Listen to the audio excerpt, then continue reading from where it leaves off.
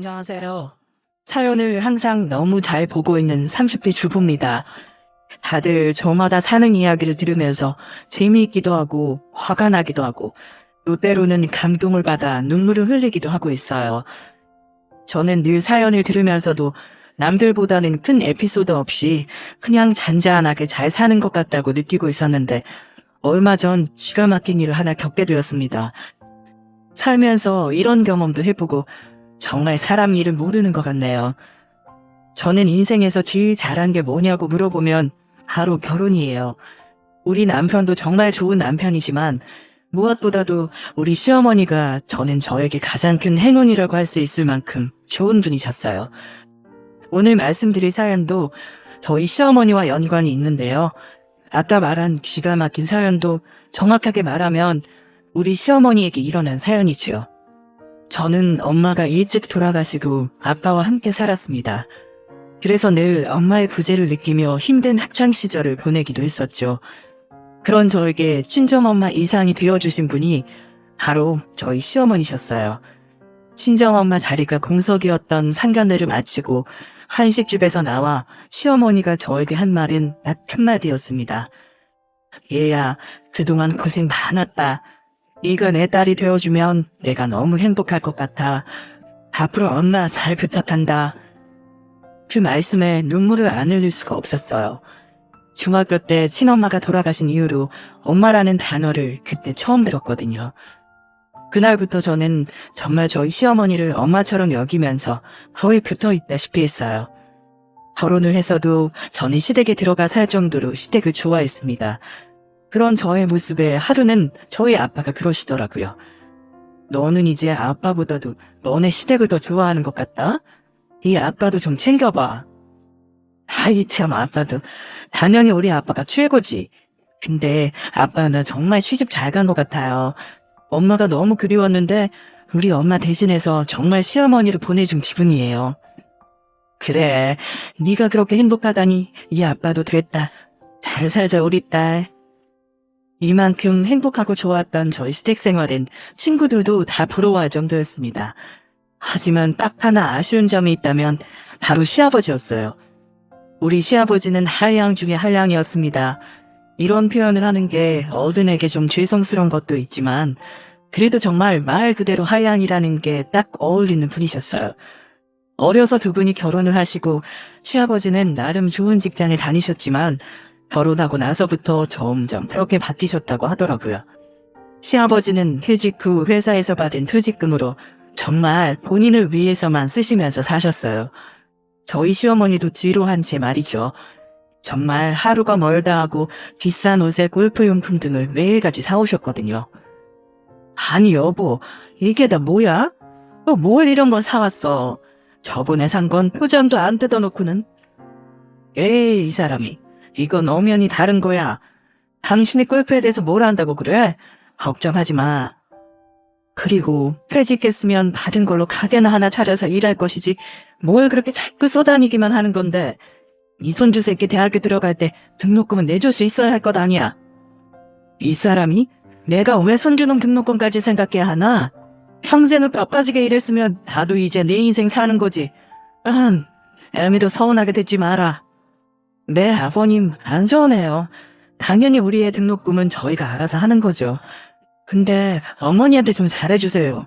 좀 모시고 나가서 꽃도 같이 구경하시고 골프도 같이 치시면 얼마나 좋아요. 아유, 예, 됐다. 네 아빠한테 그런 건 바라지도 않아. 그냥 지 먹고 사는 것만 알아서 하라 그래. 나는 이제 밥 차려주는 것도 싫다. 남편에게 사랑받지 못하고 하이안같이 떠돌아다니는 아버님을 케어하는 시어머니의 모습이 너무 안쓰러웠어요. 그래서 제가 늘 주말마다 모시고 나가서 수시로 바람도 쐬어드리고 했죠. 무엇보다 우리 시아버지는 시어머니의 말을 빌려서 표현하자면 쫌팽이도 그런 쫌팽이가 없다고 할 정도로 자신이 아닌 다른 사람들에게는 매우 인색하셨어요.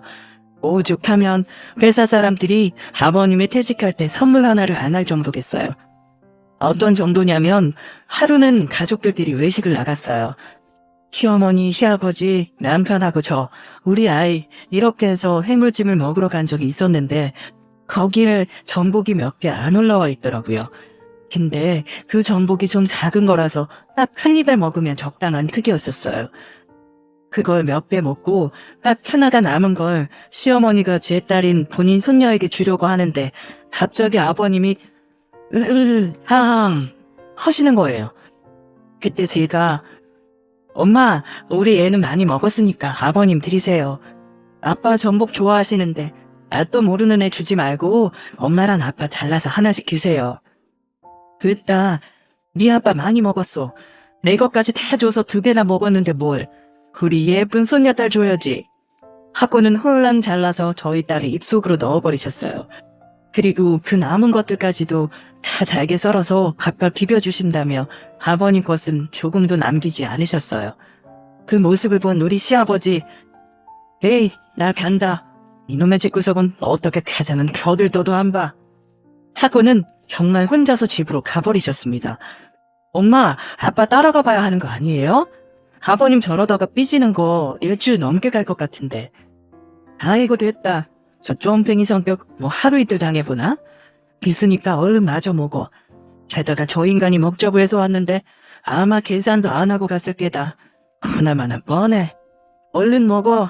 네 아빠 카드 나한테 있으니까 아주 팍팍 패쓰고 가자. 이 정도면 어떤 분이실지 대충 짐작이 가실까요? 근데 사실 우리 어머니 말은 이렇게 해도 항상 아버지를 우선으로 생각하시는 분이셨어요. 맛있는 거 있으면 꼭 한 접시라도 남겨놓으시고 아버님이 멋대로 사다 놓은 골프용품도 항상 관리는 저희 어머니의 몫이었죠. 그런 어머니에게 아버지는 평생 잘하고 살아도 모자를 파내 최근에 크게 사고를 한번 치셨어요. 얼마부턴가 이상하게 아버지 행동이 수상해지기 시작했습니다. 시아버지는 한량이긴 했어도 외박은 하지 않으셨어요. 그런데 어느 날부턴가 밖에서 주무시고 오는 날이 많아지더라고요. 여보, 나 오늘 김씨랑 밤낚시 갔다가 거기서 자고 올 거야. 그렇게 알고 먼저 자. 아니, 평생 외박 한 번 안 하던 사람이 무슨 일이래요? 알았어요. 저희 시어머니는 좀 의아해하긴 했지만 사람이 그럴 때도 있는 거지 하며 대수롭지 않게 생각하셨어요. 근데 이 외박이 조금씩 잦아지더라고요. 여보, 나 오늘은 등산 가. 새벽부터 올라가야 해서 그쪽에서 자고 올 거야. 당신 무슨 바람이 불어서 외박을 자꾸 하는 거예요? 김씨 아저씨랑 평생 그렇게 친하지도 않았으면서. 어이구, 안 친하긴. 둘 다 시간이 없어서 못했던 것 뿐이지. 어쨌든 그렇게 알고 애들이랑 자. 아버님은 단호하게 말씀을 하시고는 그 자리에서 또 짐을 싸서 나가버리셨어요. 니네 아빠가 갑자기 무슨 바람이 불어서 저런다니? 평생을 외박도 안 해본 사람이. 그러게요. 저도 처음 봐요. 아버님 이렇게까지 밖에서 주무시는 거. 아이고, 나는 다른 게 걱정이 아니라 저 쫌팽이 성격에 밖에서 김씨 아저씨랑 싸우지 않을까 걱정된다. 지금까지 두 분이서 잘 다니시는 거 보면 할 일 없으신 거겠죠 뭐. 그러면 다행이고. 그렇게 아버님의 늦바람이 일단락 되는 듯 했어요. 하지만 며칠이 안 되어 큰 사건이 하나 터지고 말았습니다. 잠깐 외출을 하러 나가셨던 어머니는 엄청 화가 난 채로 들어오셨어요. 아가, 니 시아버지 어디 있대니 지금? 엄마, 무슨 일이세요? 조금 전에 나가셨는데? 이 인간 밖에서 뭐하고 돌아다니는 건지 들어오기만 해봐. 무슨 일 있으셨어요? 왜 이렇게 화가 나셨어요? 참나, 내가 진짜 기가 막혀서 니 시아버지 밖에서 뭐하고 돌아다니느라 그렇게 열심히 거짓말했는지 모르겠다.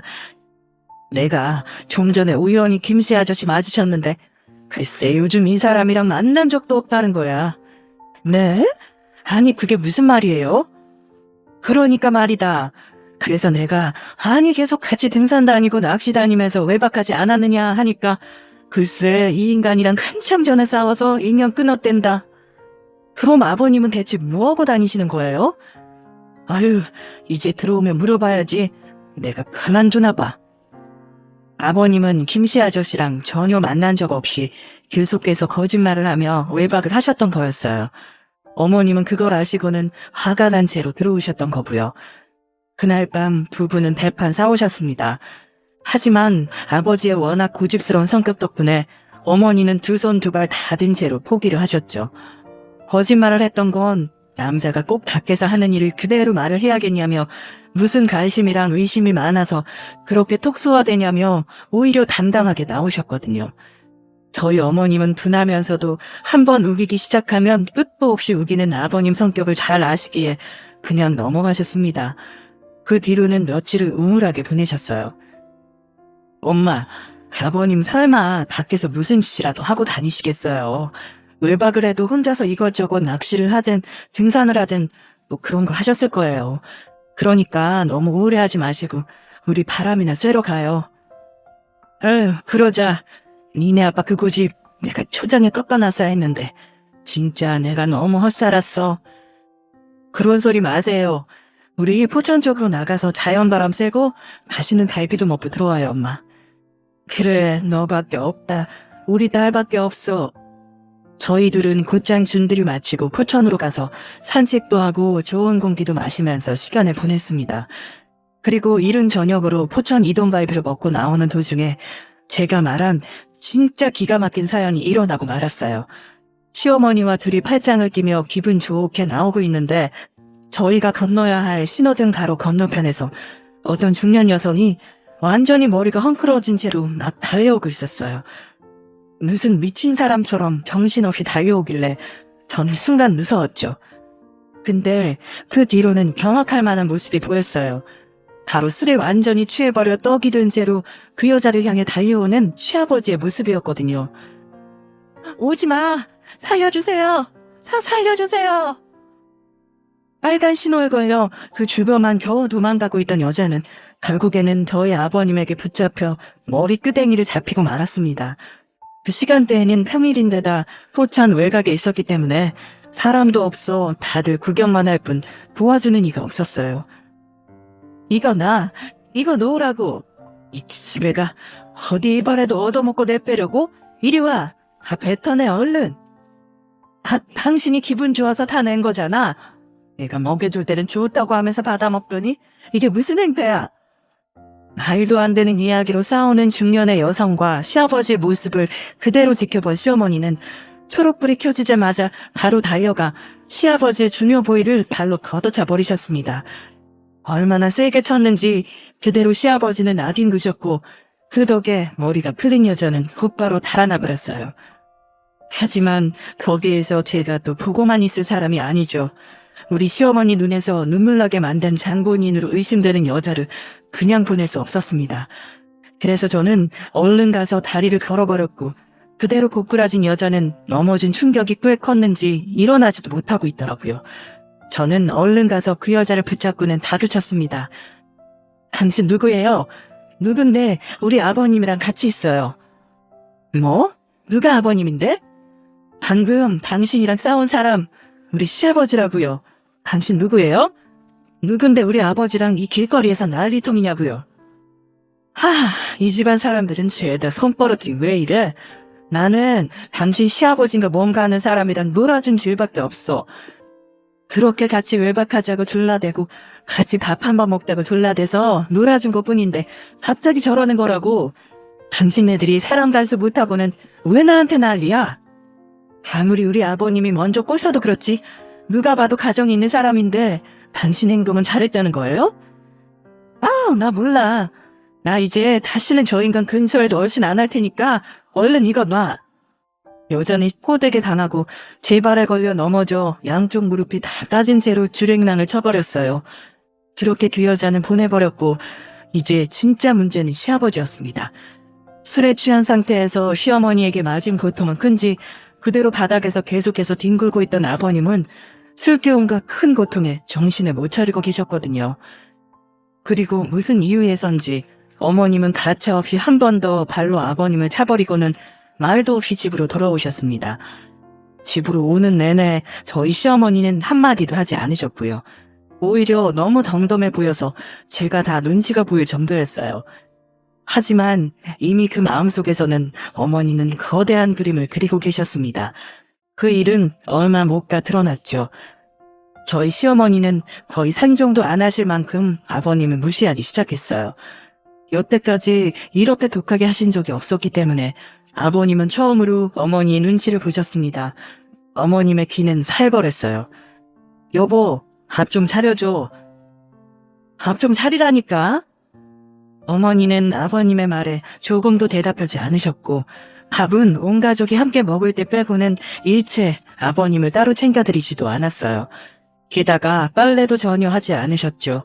제가 한번 하려고 하면 어머님은 손도 못 대게 하셨어요. 하지만 아버님은 지은 죄가 있어서 그런지 평소 같았으면 한번 크게 소리치셨을 텐데 조금도 소리를 내지 않으시더군요. 그 기간이 거의 몇 개월 지났던 것 같아요. 여전히 두 분은 강자와 약자로 지내셨고 그 사이에 어머님은 아버님께 제대로 한 방을 먹이셨습니다. 아버님은 여전히 한량으로 다니고 있으셨는데 어머님은 그걸 조금도 터치하지 않으셨어요. 대신에 저희 어머니도 아버님처럼 조금씩 변하기 시작하더군요. 얼마 전부터 저희 시어머니가 바쁘게 밖으로 외출을 하기 시작하더라고요. 저희 시어머니는 거의 집순이라고 할 만큼 집에만 계시던 분이셨는데 하루가 멀다 하고 아침 일찍 나가셔서는 저녁 늦게 들어오셨거든요. 그리고 갑자기 옷이 화려해지기 시작하셨죠. 게다가 어느 날은 저에게 화장하는 방법을 알려달라고 하시더니 곱게 화장까지 하고는 외출을 하셨고요. 그 이상함을 저만 느낀 게 아니었습니다. 아버님도 눈치를 채시고는 어머니에게 물으셨어요. 이 옆에 내돈 뭐하고 쏘다니길래 평소에 안 하던 분칠을 해? 바람이라도 난 거야? 남이사 바람이 나던 말던 지는 안 폈나 바람? 뭐야? 이 사람이 진짜 말 다 했어? 그냥 실수 한 번 한 것까지 뭘 그래? 남자가 바깥 다니다 보면 그럴 수도 있는 거지. 잘했네 아주. 바람 핀 게 자랑이라고 잘만 떠들고 다니네. 나도 밖에 나가서 다른 남자를 만나든지 말든지 신경 끄셔. 어머님은 아주 작정을 하셨는지 아버님에게 크게 소화되셨어요. 그리고는 계속해서 거의 매일 화장을 한 채로 외출을 하시고는 늦게 들어오는 생활을 반복하셨습니다. 그러던 어느 날 아버님이 노발대발하며 집으로 들어오셨습니다. 이 여편네 어딨어? 이 미친 여편네 어딨냐고? 아버님 무슨 일이세요? 어머니 외출하셨어요. 무슨 일이시길래 그렇게 흥분을 하셨어요?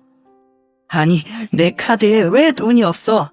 왜 돈이 없다고 뜨냐 말이야. 이놈의 여편네가 난 남자한테 홀랑 다 갖다 바쳤다고. 저희 아버님이 퇴직을 한 이후에 받은 퇴직금은 모두 저희 어머님의 통장으로 들어가 있었어요.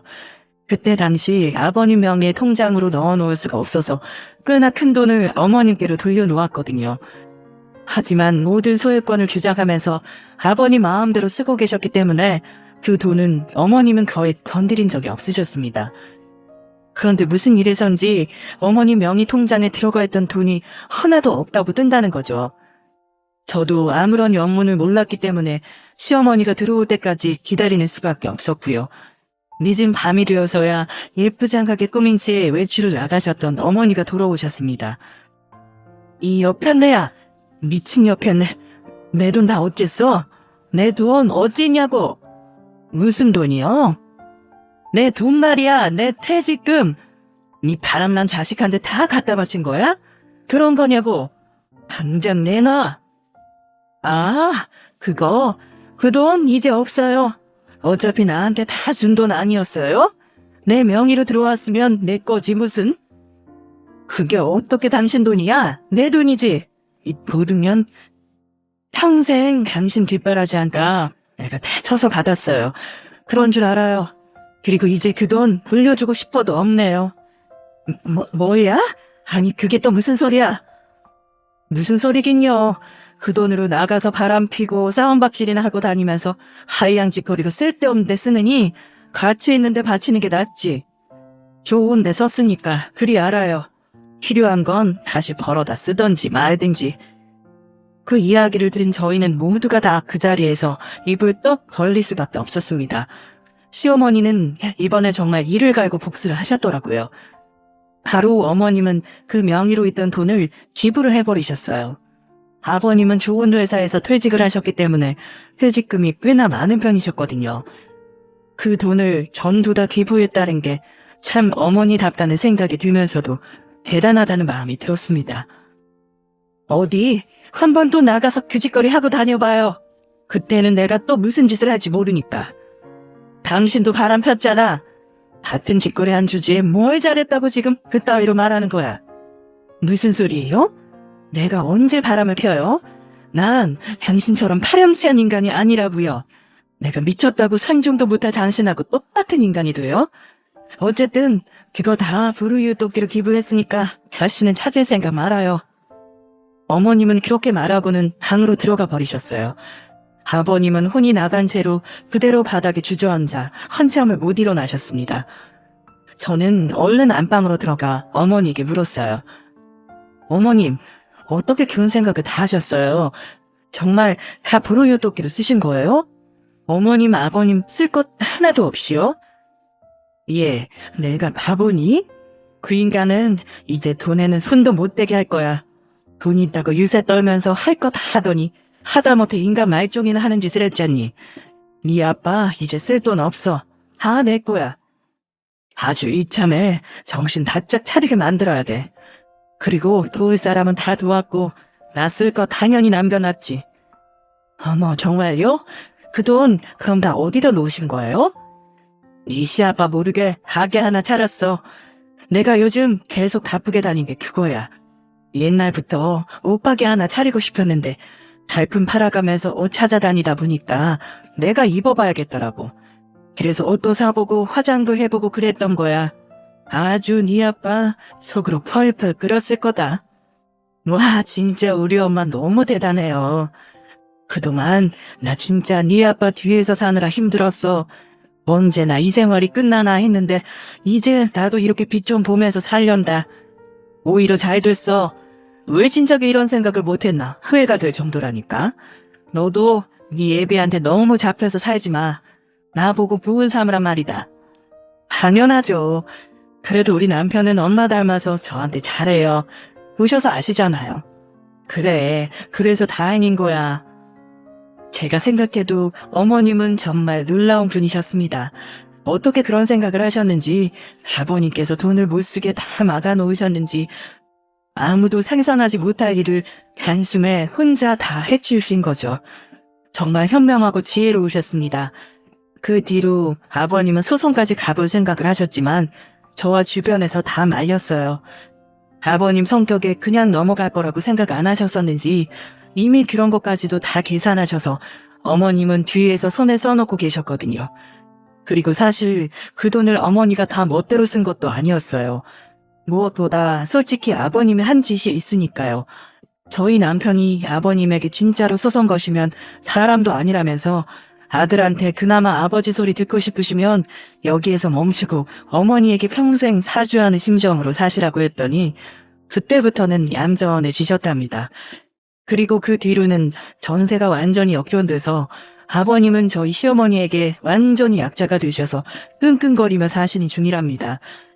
물론 돈도 딱 필요한 만큼의 용돈만 받으면서 생활하고 계시고요. 옆에서 그걸 지켜본 저희들은 어머님에 대해서 감탄을 할 수밖에 없었고 저는 더욱더 저희 시어머니를 존경하게 되었습니다.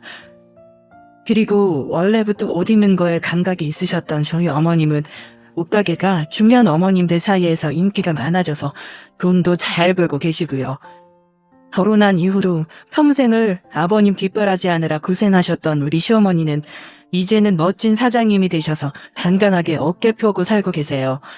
반면에 큰소리 떵떵 살았던 우리 시아버지는 요즘은 완전 순한양이 되셔서 집안일로 설거지에 빨래며 열심히 하고 계시답니다.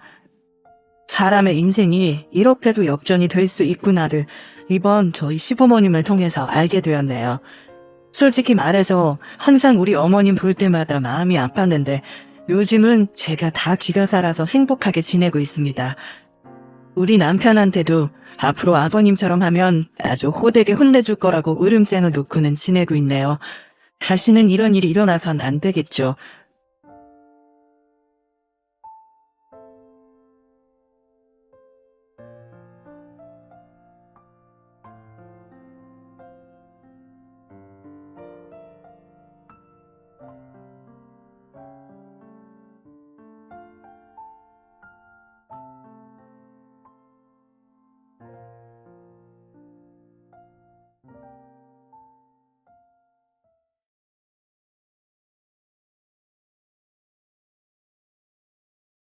안녕하세요.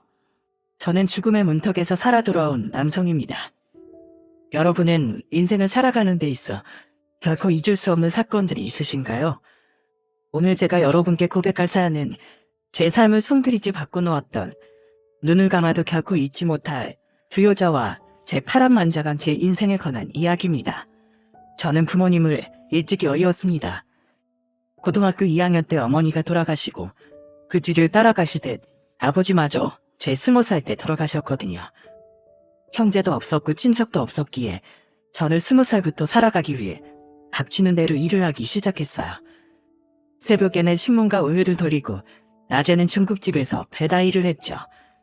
그것도 모자라 밤에는 고깃집에서 주방 일을 하며 돈을 벌었어요. 가진 거라곤 몸뚱이밖에 없었기에 몸이 허락하는 한 잠도 자지 않겠다는 각오로 최대한 많이 일을 받았던 것이죠. 그래야 겨우 혼자 생활을 할 정도의 돈을 벌 수 있었거든요. 하지만 언제나 돈이 부족했기에 제 입에 풀칠할 돈만 벌고 근근히 살아가고 있던 날들이었습니다. 그렇게 지내던 도중 고등학교 친구 하나가 제가 일하는 고깃집에 술을 먹으러 왔었죠. 야, 잘 지냈냐? 아이고, 녀석 얼굴살이 쏙 빠졌네. 너 밥은 잘 먹고 다니는 거야? 이모, 오늘 얘 일 끝났으면 데리고 가서 고기라도 먹을까 하는데요. 그래, 상관없을 것 같네. 오늘 비가 와서 그런가? 사람이라고 꽃배기도 안 보이니 이거 원. 정강아, 대충 정리하고 얼른 들어가서 친구랑 얘기 좀 해라. 이모가 갈비살 두툼하게 썰어줄 테니까. 그렇게 고기를 안주 삼아 소주에 어느 정도 얼큰하게 취할 무렵 친구가 자기가 일하는 곳으로 오지 않겠냐고 하더군요. 언제까지 아르바이트만 하고 있을 거냐고 저를 나무라면서요. 녀석 말이 남자는 모름지기 기술을 배워야 한다고 하더군요. 고등학교만 간신히 졸업했지 할 줄 아는 기술이라고는 없는 저였기에 친구의 제안을 거절할 이유가 없었죠. 저는 그렇게 친구를 따라 도배 일을 시작하게 되었어요. 어이, 정광. 도배지 끝을 잘 잡고 있어야지 울지 않고 깨끗하게 도배가 된다고 했어, 안 했어? 죄송합니다. 제가 익숙지가 않아서. 처음이니까 더 꼼꼼하게 해야지. 모름지기 일을 배울 땐 처음에 확실하게 배워놔야 하는 거야. 서툴러도 괜찮으니까 우리가 하는 거 잘 보고 제대로 해봐. 아파트 건축 현장을 직접 보게 된 건 살아생전 그때가 처음이었어요. 사람들이 각자 자기 일을 하는 것뿐인데 집이 촉척 만들어 나가고 있는 것이 신기했죠. 내가 사는 집은 달동네 가장 높은 꼭대기에 있는 다 낡아빠진 방 한 칸이건만 여긴 우리 집과 똑같이 가장 높은 꼭대기에 있으면서도 아름답고 멋지구나. 안 이런 집에서 살 수 있을까? 언젠간 나도 결혼해서 아이들과 함께 이런 곳에서 살고 싶다 하는 생각을 하며 일을 배워나갔습니다. 그런 제가 아내를 만난 건 무척이나 더웠던 25살의 여름이었어요. 막내로서 일이 제법 익숙해졌으므로 도배지를 옮기고 있는데 현장에서 웬 키가 작은 한 여자를 보게 된 것이었어요. 먼지가 풀풀 날리는 건축 현장에 어울리지 않는 아주 앳된 얼굴의 여자였죠. 하지만 여자는 익숙한 듯 나이가 지긋한 사람들 사이에서 심부름을 하며 현장을 누비고 다니고 있었습니다. 저기 있는 분은 누구세요? 아, 쟤 성미야, 김성미. 성미 말이지, 반장님 딸이야. 성미 고등학교 때 반장님이 다리를 심하게 다친 적이 있었거든. 그때부터 아빠를 도와야 한다고 현장에 따라다니기 시작했어. 이모들한테 어깨 너머로 일을 배우더니 이젠 아주 표로가 다 됐지. 일이 성격에 맞는가? 반장님 다리가 다 나은 지금도 간혹 시간이 빌 때마다 와서 도와주곤 해. 키도 작고 아담한 체구이면서도 이모님들을 도와 척척 일을 해내고 있는 모습이 어찌나 눈부시게 보이던지 저는 그런 아내의 모습에 첫눈에 반하고 말았습니다. 그렇게 저의 적극적인 대시로 나이도 비슷한 또래였던 저희는 급속도로 친해지게 되었고 만난 지 3년 만에 결혼에 꼴인 그 해에 바로 첫째 아들을 낳게 되었습니다. 신혼의 힘인 것인지 이듬해 둘째 아들 하나 더 낳고 2년 후에는 딸까지 나오면서 그렇게 우리 가족은 5으로 늘어나게 되었죠. 아내와 아이들이 생기자 제게는 목표가 생겼어요. 바로 저희 집을 장만하는 것이었습니다.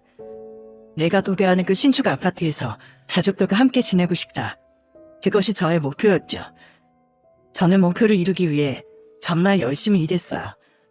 남들보다 2배는 많이 뛰어다녔죠. 하지만 힘들지 않았습니다. 낮에는 현장에서 땀을 흘리고 퇴근해서 아내와 아들과 보내는 삶. 그것은 정말이지 보람된 것이었습니다. 가장으로서의 책임감이 막중해질 무렵 열심히 일한 대가인지 전셋집을 전전하던 저희는 막내딸이 5살이 되던 해 드디어 격이 염원하던 아파트에 들어갈 수 있었어요.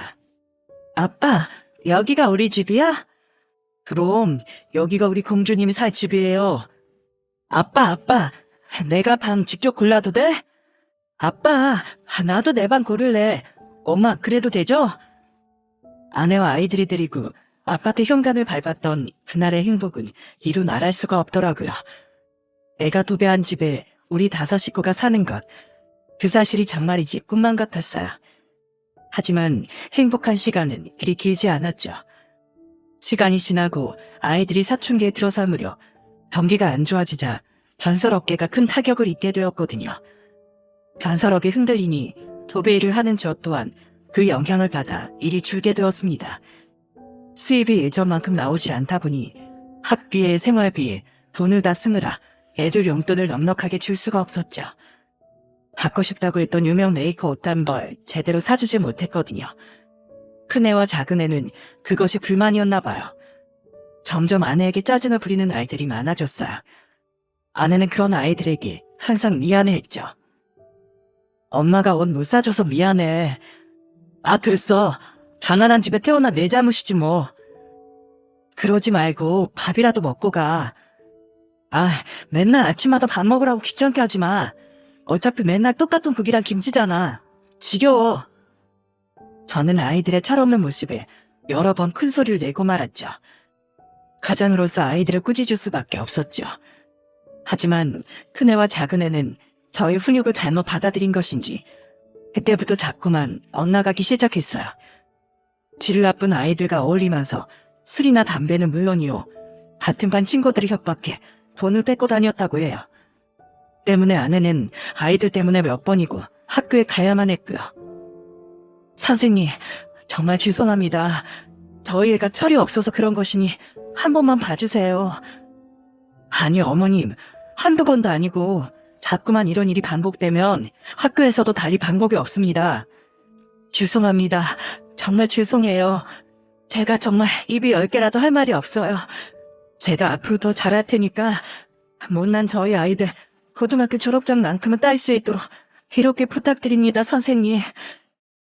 아내가 죄송하다고 한 번만 봐달라고 다신 그렇지 않겠다고 교사들 앞에서 허리를 숙여 빈 것만 해도 아마 10손가락은 넘을 거예요. 그때마다 저는 사고만 치는 아들들이 서운해 더 심하게 꾸짖었습니다.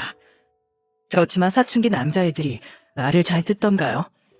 저와 아들들과의 관계는 자꾸만 나빠졌어요. 여보, 애들 너무 꾸짖지 말아요. 그래도 사춘기인데 우리가 이해해줘야죠. 아니, 아무리 사춘기라 해도 이건 너무하잖아. 벌써 몇십 번째야. 난 말이야, 당신이 오는 모습 더는 보고 싶지가 않아. 당신이 다른 학부모들에게까지 고개 숙이면서 사는 거 저는 마음 아파 볼 수가 없다고. 그래서 말인데요, 나도 이제 일을 해볼까 해요. 어? 당신 그게 무슨 소리야? 앞으로 애들 고등학교 올라가고 대학 가면 돈이 더 필요하지 않겠어요? 나라도 살림의 보탬이 되면 좋지. 그럼 애들한테 좀 더 좋은 밥, 좋은 옷 먹이고 입힐 수 있고 용돈도 지금보다 더 줄 수 있잖아요. 그럼 생활이 좀 더 여유로워지지 않겠어? 그렇게 아내는 결심한 듯 있는 돈을 모아 동네에 작은 슈퍼를 차렸습니다. 마트라고 하기에는 작고 구멍가게라고 하기엔 구색이 잘 갖춰진 좋은 슈퍼였죠. 사거리 너머에 유명한 대형마트가 있었지만 그럼에도 가게 운영은 순조로웠어요. 소문난 천사표였던 아내였기에 동네 분들이 매번 찾아와 주셨거든요. 아내의 슈퍼는 동네 어르신들의 사랑방이었어요. 어른들은 슈퍼에서 빵과 과일을 사서 슈퍼 앞 평상에서 자주 나누어 먹곤 했죠. 아내는 그런 어르신들을 위해 순수 과일을 깎아드리면서 목이라도 막히실까 슬쩍 음료수를 내놓곤 했습니다. 아내는 그런 사람이었어요. 올해 엄마들이 와도 동네 아이들이 와도 비슷했어요. 아내는 더미니 서비스를 하면서 사는 것보다 더 많이 얹어주곤 했거든요. 콩나물 1,000원어치 사도 500원짜리만큼은 꼭 더 얹어줬었죠. 국내 분들이 얼마나 칭찬을 많이 해주시던지 몰라요. 슈퍼는 아내에게 돈을 버는 곳만이 아니었습니다. 사람을 얻는 곳이었어요. 그렇게 아내는 슈퍼를 10년간 운영했습니다. 하지만 인생사 세영지마라고 하던가요? 아들들이 사고를 치긴 했지만 그래도 고등학교까진 무사히 졸업시켰고 막내딸 대학 뒷바라지까지 마쳤으므로 일은 터지고 말았어요. 세상에, 갑자기 아내가 밥을 먹다 말고 가슴 통째로 호소하는 게 아니겠어요? 아니, 당신 이게 무슨 일이야? 왜 그래? 가슴이 갑자기 너무 아파요. 저는 가슴을 부여잡고 쓰러진 아내를 데리고 급하게 119를 불러 병원에 갔습니다. 병원에서는 사태가 심상치 않다며 정밀검사를 진행해 봐야겠다고 했어요. 결과는 충격적이었어요. 가슴에 암이 퍼지다 못해 뼈와 뇌에까지 전이가 된 것이죠. 네, 그렇습니다. 아내는 유방암, 그것도 말기였던 거예요. 선생님, 이게 무슨 일이에요? 유방암이라뇨? 말기라니. 김성일 보호자님, 진정하세요. 여기 결과표를 보시면 알겠지만 이미 유방암 말기입니다. 그럴 리가 없어요. 그럴 리가 없어. 상황이 좋지 않습니다. 이미 뼈와 능라, 심지어 뇌척수까지 전이됐어요. 받아들이기 어렵다는 건 이해합니다만 그래도 아내분을 조금이라도 오래 보시려면 희망을 놓지 않고 최선을 다해 항암 치료하셔야 합니다. 선생님, 그럴게요. 제발 저희 아내 좀 살려주세요. 사실 아내는 꽤 오래전부터 왼쪽 가슴에 찌릿찌릿한 통증을 느꼈다고 해요. 그때는 한창 큰애들이 속을 썩일 때라 아내는 그것이 스트레스로 인한 화병인 줄 알고 대수롭지 않게 넘겼다고 하더군요. 그러나 점점 왼쪽 가슴이 확연하게 차이가 날 정도로 부풀어 올랐고 그것이 눈에 뜰 때부터 통증이 점점 심해지기 시작했다고요. 가슴에서 시작된 통증이 점점 두통을 동반하게 되자 말을 할 수 없을 정도로 갑자기 호흡이 가빠지는 날이 늘어났다고 해요. 그렇습니다. 아내는 아픈 것도 참으며 가족을 지키고 슈퍼를 운영했던 거였어요. 그 길로 아내는 슈퍼를 잠시 접고 병원에 입원해 항암 치료를 하기 시작했어요. 아내는 치료를 시작하면서부터 힘들어하기 시작하더니 나중엔 눈 뜨고도 못 볼 정도로 초췌해져 갔죠. 특히 아내는 먹는 것을 힘들어했어요. 달달한 빵과 떡을 그렇게 좋아하던 아내였는데 이젠 그 좋아하던 빵과 떡은 고사하고 쌀 한 톨도 넘기기 어려워했죠. 당신 좀 더 먹어야 힘을 내지. 힘내볼게.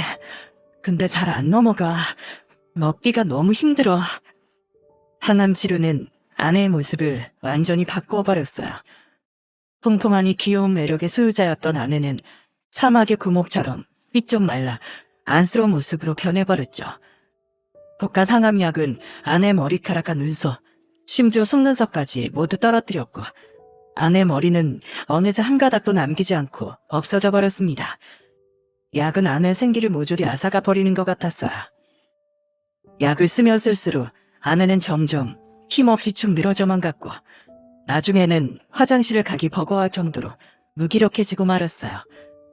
그렇게 진통제를 아무리 쏟아부어도 나아지지 않는 상황 속에서 저는 담당 의사의 호출을 받게 되었습니다. 김성일 보호자님, 이런 말씀 드리는 것이 저희로서도 가슴 아픈 일입니다만 선생님, 상황에 따라 중대한 결심을 해야 하는 지점이 있습니다. 지금이 딱 그때죠. 김성일 환자분도 마찬가지입니다.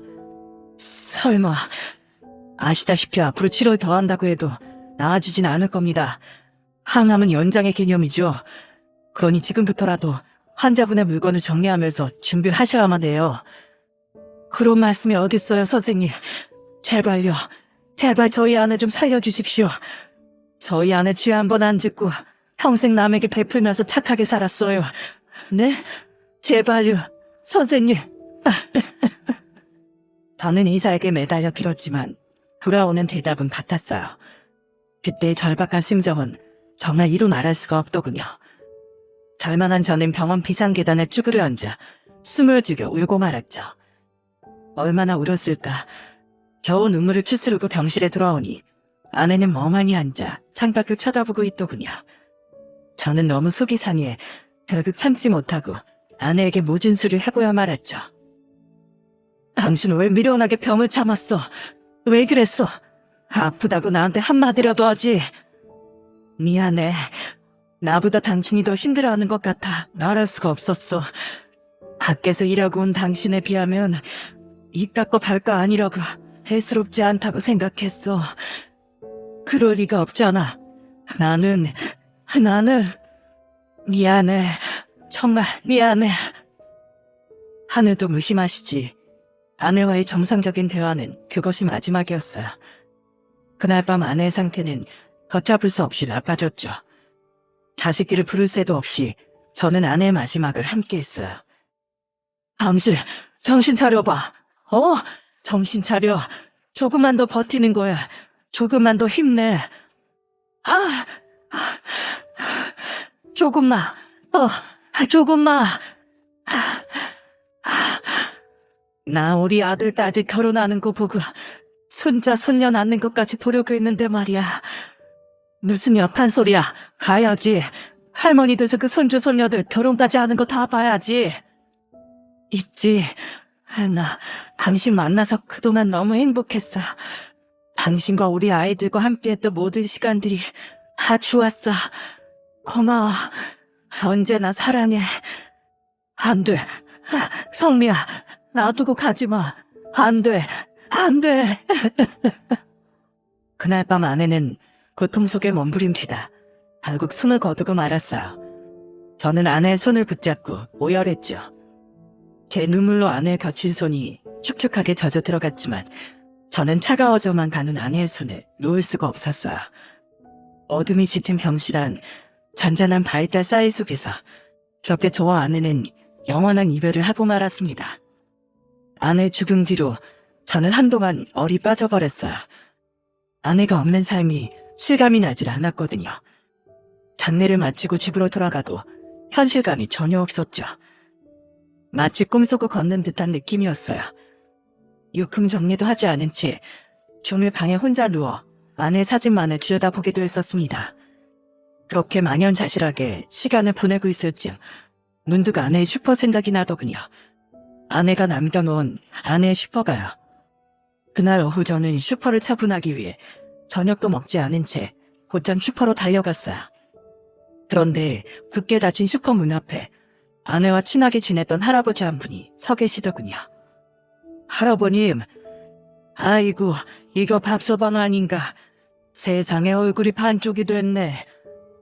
문도 안 열었는데 뭐하고 계세요? 자네가 슈퍼 문다고 걱정이 돼서 그런가. 자꾸만 오게 돼. 자넨 웬일인가. 다시 슈퍼 열려고? 죄송한 말씀이지만 슈퍼는 처분할 생각이에요. 슈퍼를? 아유 세상에 아쉬워라. 박서방, 자네 처가간 뒤에 바로 말하긴 좀 그렇지만 사실 여기엔 행복한 추억이 많아. 나뿐만이 아니세. 이 동네 사람들 다 그럴 거야.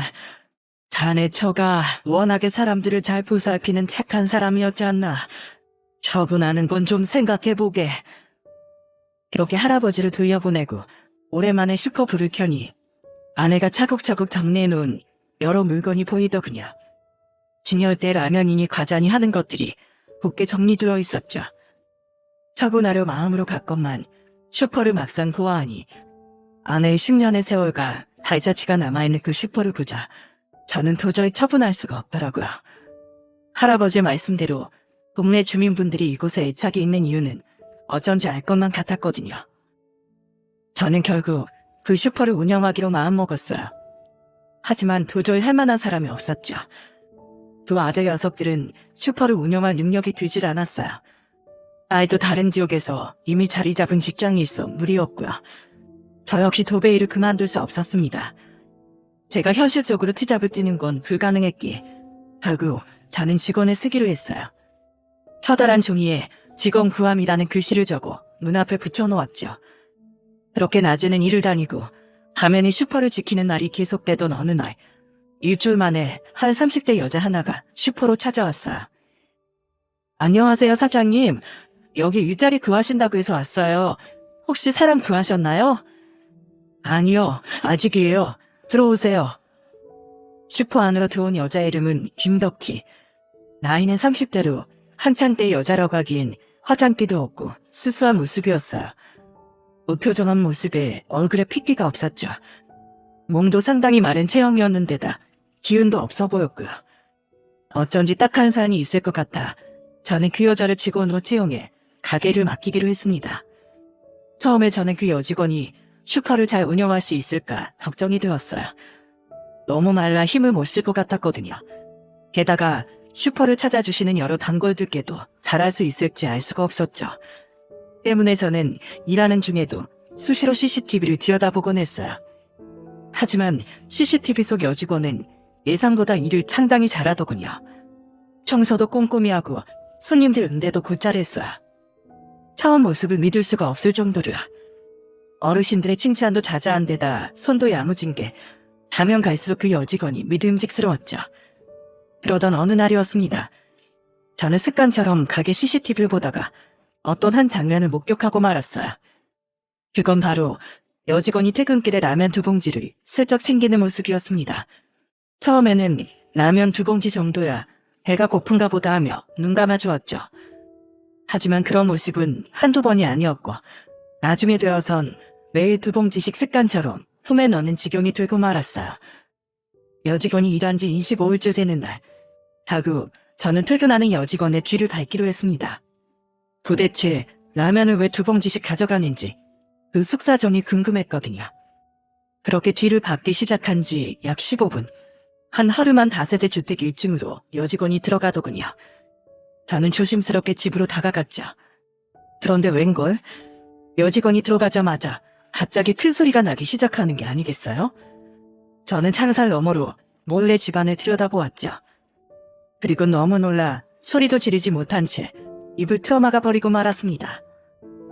야, 이년아, 어디 갔다가 와? 너 솔직히 말해. 한 남자랑 바람 피고 왔지? 어머니, 진정하세요. 배고파 죽는 줄 알았는데 왜 쌀이 없어? 왜 밥이 없냐고. 너 때문에 내가 하루 종일 굶었어. 네가 밥 다 처먹고 놀고 왔지? 너 일로 와.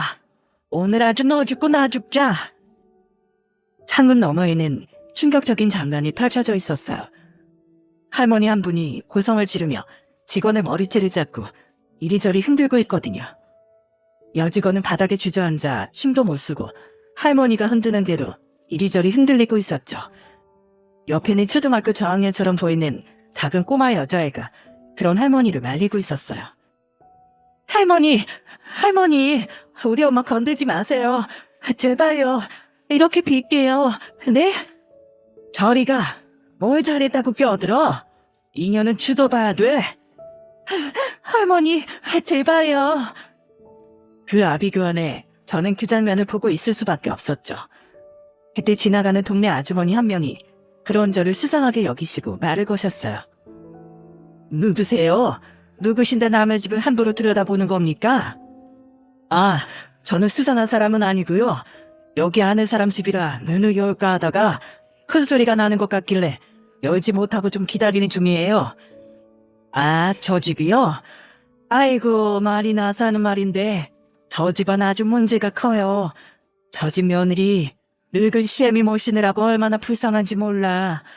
남편 죽고 치매 걸린 시애미 모시는 그런 여자가 요새 세상에 어디 있다고 저렇게 며느리를 들들 볶는지 모르겠다니까요. 허구한 날 때리고 못살게 굴고. 아유, 참 불쌍해. 저렇게 착한 여자 눈씻고 찾아봐도 없는구먼. 아이고, 딱하다 딱해. 아주머니는 그렇게 말씀하시면서 가셨어요. 저는 그 얘기를 듣고 깜짝 놀랄 수밖에 없었어요.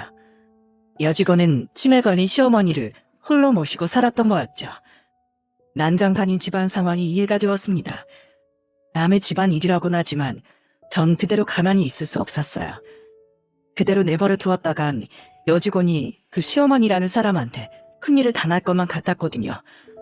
모르긴 몰라도 큰 사단이 일어날 것이 뻔했어요. 그래서 저는 용기를 내서 안으로 들어가 보았습니다. 실례합니다. 저기 계십니까? 할아버지 누구세요? 엄마, 어떤 할아버지가 찾아왔어. 잠깐 나와봐. 제가 문을 두드리자 아까 창문 너머에서 보았던 꼬마가 문을 열어줬어요. 그 뒤를 여직원이 따라왔죠. 가까이에서 본 여직원의 모습은 너무 처참했어요. 머리카락은 산발이었고 이마 군데군데에는 피가 맺혀 있었거든요. 아니, 사장님, 여긴 어떻게 알고 오신 거예요? 왜 이러고 계세요? 왜 막고 계시는 거냐고요? 사장님, 혹시 보셨어요? 그때였어요. 방에서 그 모습을 시어머니가 튀어나오더니 저를 향해 고래고래 소리 지르는 것이 아니겠어요? 당신 누구야? 당신 인연이란 바람핀 남자지? 내가 이럴 줄 알았어. 이럴 줄 알았다고? 너 대체 우리 며느리랑 무슨 사이야? 아닙니다. 오해세요. 저는 여기 며느님이 일하는 슈퍼에 사장 되는 사람이에요. 웃기지 마. 귀신은 속여도 내 눈은 못 속여. 너 일로 와. 오늘 인연도 죽고 너도 죽자. 사장님, 빨리 가세요. 안 그러면 큰일 나요. 자, 너도 빨리 엄마 손잡아. 빨리 나가자. 제 아무리 어르신들께 깍듯한 절하지만 그 순간만큼은 온전한 정신으로 있을 수가 없었어요. 너무 당황한 나머지 아무런 대처도 못하고 얼이 빠져 있었죠. 그러나 여직원은 이런 상황을 많이 겪어봐서 그런가 아이와 함께 황급히 밖으로 빠져나가더군요. 저는 다행스럽게도 여직원의 기지 덕에 가까스 위기를 모면할 수 있었어요. 저는 어쩐지 여직원을 그냥 보낼 수가 없어 근처에 있는 한 카페로 데려갔어요. 거기에서 모든 자초지종을 들을 수 있었죠. 죄송해요, 사장님. 제가 못 볼 거를 보였네요. 덕기 씨, 이게 어찌 된 일이에요? 도대체 무슨 사정이 있었던 거예요?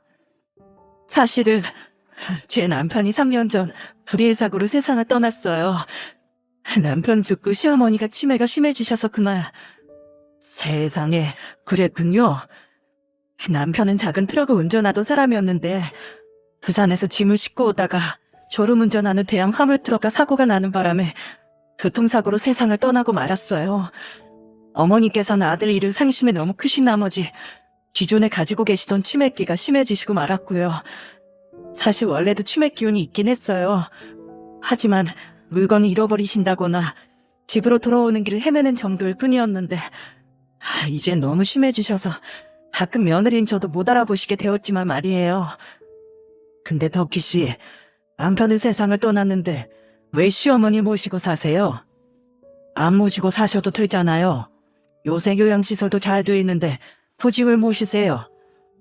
그런 말씀 마세요. 어머님은 며느리인 절 항상 보듬어 주셨던 천사 같은 분이셨어요.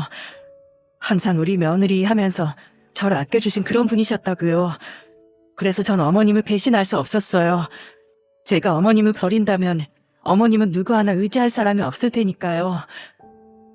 들어보니 그 시어머니라는 분은 자식이 둘이 있었는데 한 명은 20년 전에 죽고 그 나머지 한 명이 여직원의 남편이라고 했습니다. 홀로 남은 시어머니를 생각하는 마음이 제 심장을 울리더군요. 여직원이 눈물을 글썽이며 고개를 숙이더군요.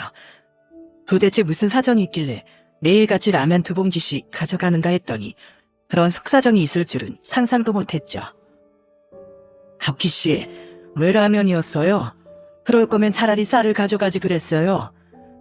쌀을 사놓으면 어머니께서 경계에 붓거나 밖에다가 다 뿌려버리세요. 그렇다고 밥을 해놓으면 그걸 한 통이고 2통이고 다 드셔버리시고요. 반찬을 해놔도 마찬가지였어요. 수저도 안 쓰고 두 손으로 걸신 들린 듯 드실 때도 있지만 대부분 반찬통을 바닥에 던져버리셔서 못 쓰게 만들어놨거든요. 냉장고를 아예 쑥대밭으로 만들어놔버리세요. 그런 적이 한두 번이 아니고요. 하지만 이젠 그 쌀을 살 돈조차 없네요. 그래서 직원을 구한다는 전단을 보고 사장님께 찾아간 거예요. 조금이라도 돈을 벌려고요. 조금만 기다리면 월급날일 테지만 일하는 동안에도 굶고 있을 어머님과 아이를 생각하니 손을 멈출 수가 없었어요. 그래서 염치불구하고 라면을... 저는 여직원의 말에 옆자리에서 조용히 앉아있는 아이를 쳐다봤어요. 아이들은 모름지기 얼굴에 포동포동 살이 오르기 마련인데 아이는 영양 상태가 좋지 않았다는 걸 증명하듯이 빼빼 말라 있었죠. 애 학교는요? 애 학교는 잘 보내고 있어요? 애 학교도 못 보낸 지 벌써 석 달째예요. 학교도 못 보내고 있다고요? 네, 선생님께서 몇 번이고 전화가 왔지만 사정이 이러니 아이를 학교에 제대로 보낼 수가 없었어요. 에휴, 너무 마음이 아프네요. 그래도 엄마니까 힘을 내야죠. 덕희 씨는 할 수 있어요. 힘들 때 항상 아이를 생각하세요. 무슨 말인지 아셨죠? 사장님 라면값은 월급 받으면 꼭 드리려고 했어요. 정말 죄송합니다. 아유, 괜찮아요. 제가 오죽하면 덕희 씨 따라왔겠어요. 가게에서 일할 땐 항상 축 처져 있고 걱정 있어 보이고 어쩔 땐 펑펑 울기도 했죠. 뭔가 말 못한 고민이 있는 것 같아 분명 뭔가 사정이 있다 생각하고 온 거예요. 오죽했으면 라면 2봉지씩 매일 몰래 가져갈까 하고요. 제가 덕희 씨 사정을 알았으니 제가 도울 수 있는 거 도울게요. 이상하게 덕희 씨가 남처럼 느껴지지가 않네요.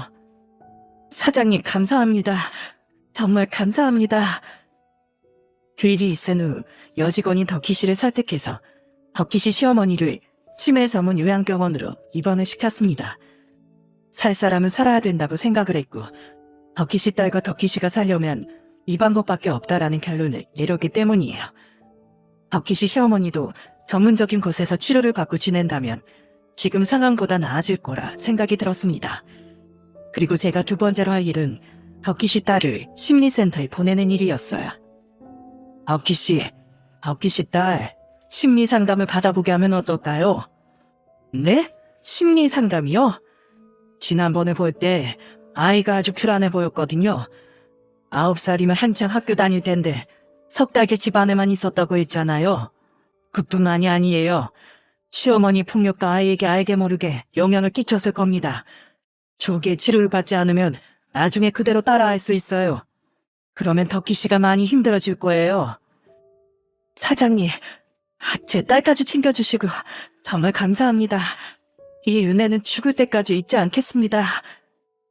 여러 일을 겪느라 며칠 새 더 늙은 것만 같은 여직원에게 제가 할 수 있는 건 최대한 해주고 싶었습니다. 심리검사 결과는 예상한 대로였어요.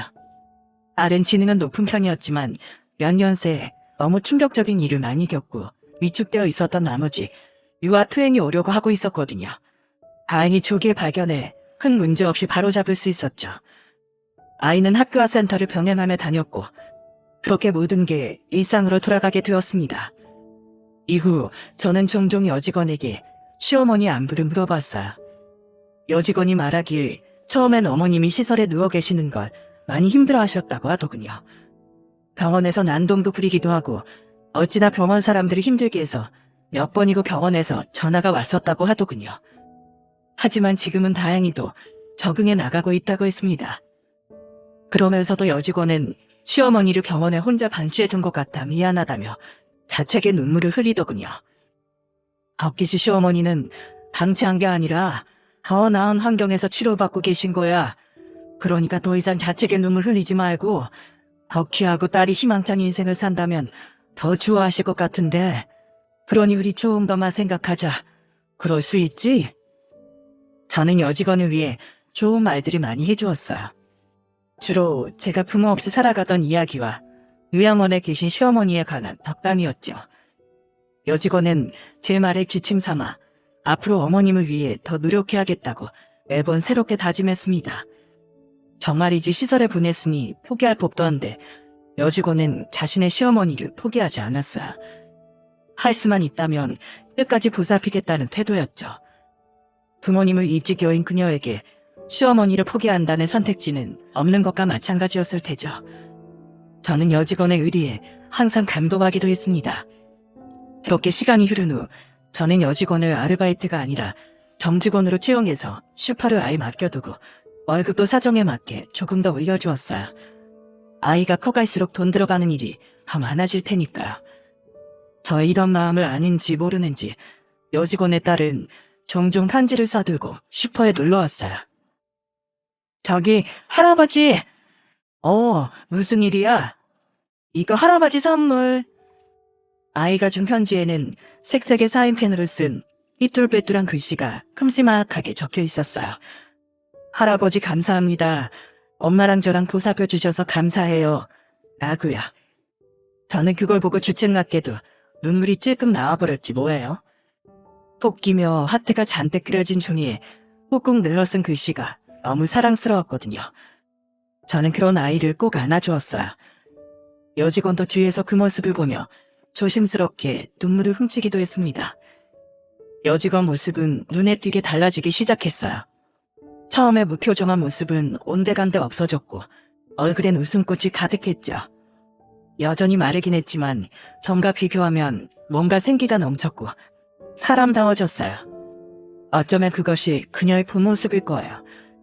기거한 운명의 남편을 잃고 치매 걸린 시어머니 모시고 가난과 폭력 속에서 아이까지 지키려니 그간 자신의 진정한 모습을 잃어갔던 거겠죠.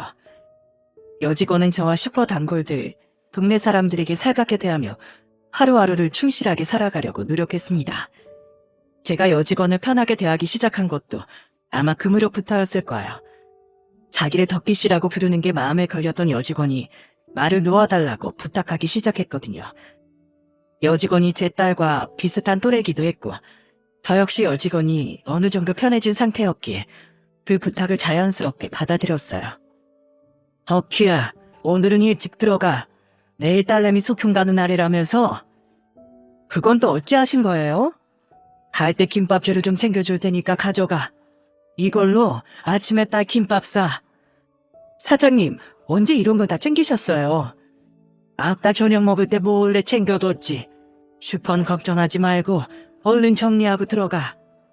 감사합니다. 그럼 내일 간식은 기대해주세요. 제가 김밥을 얼마나 잘 싼다고요?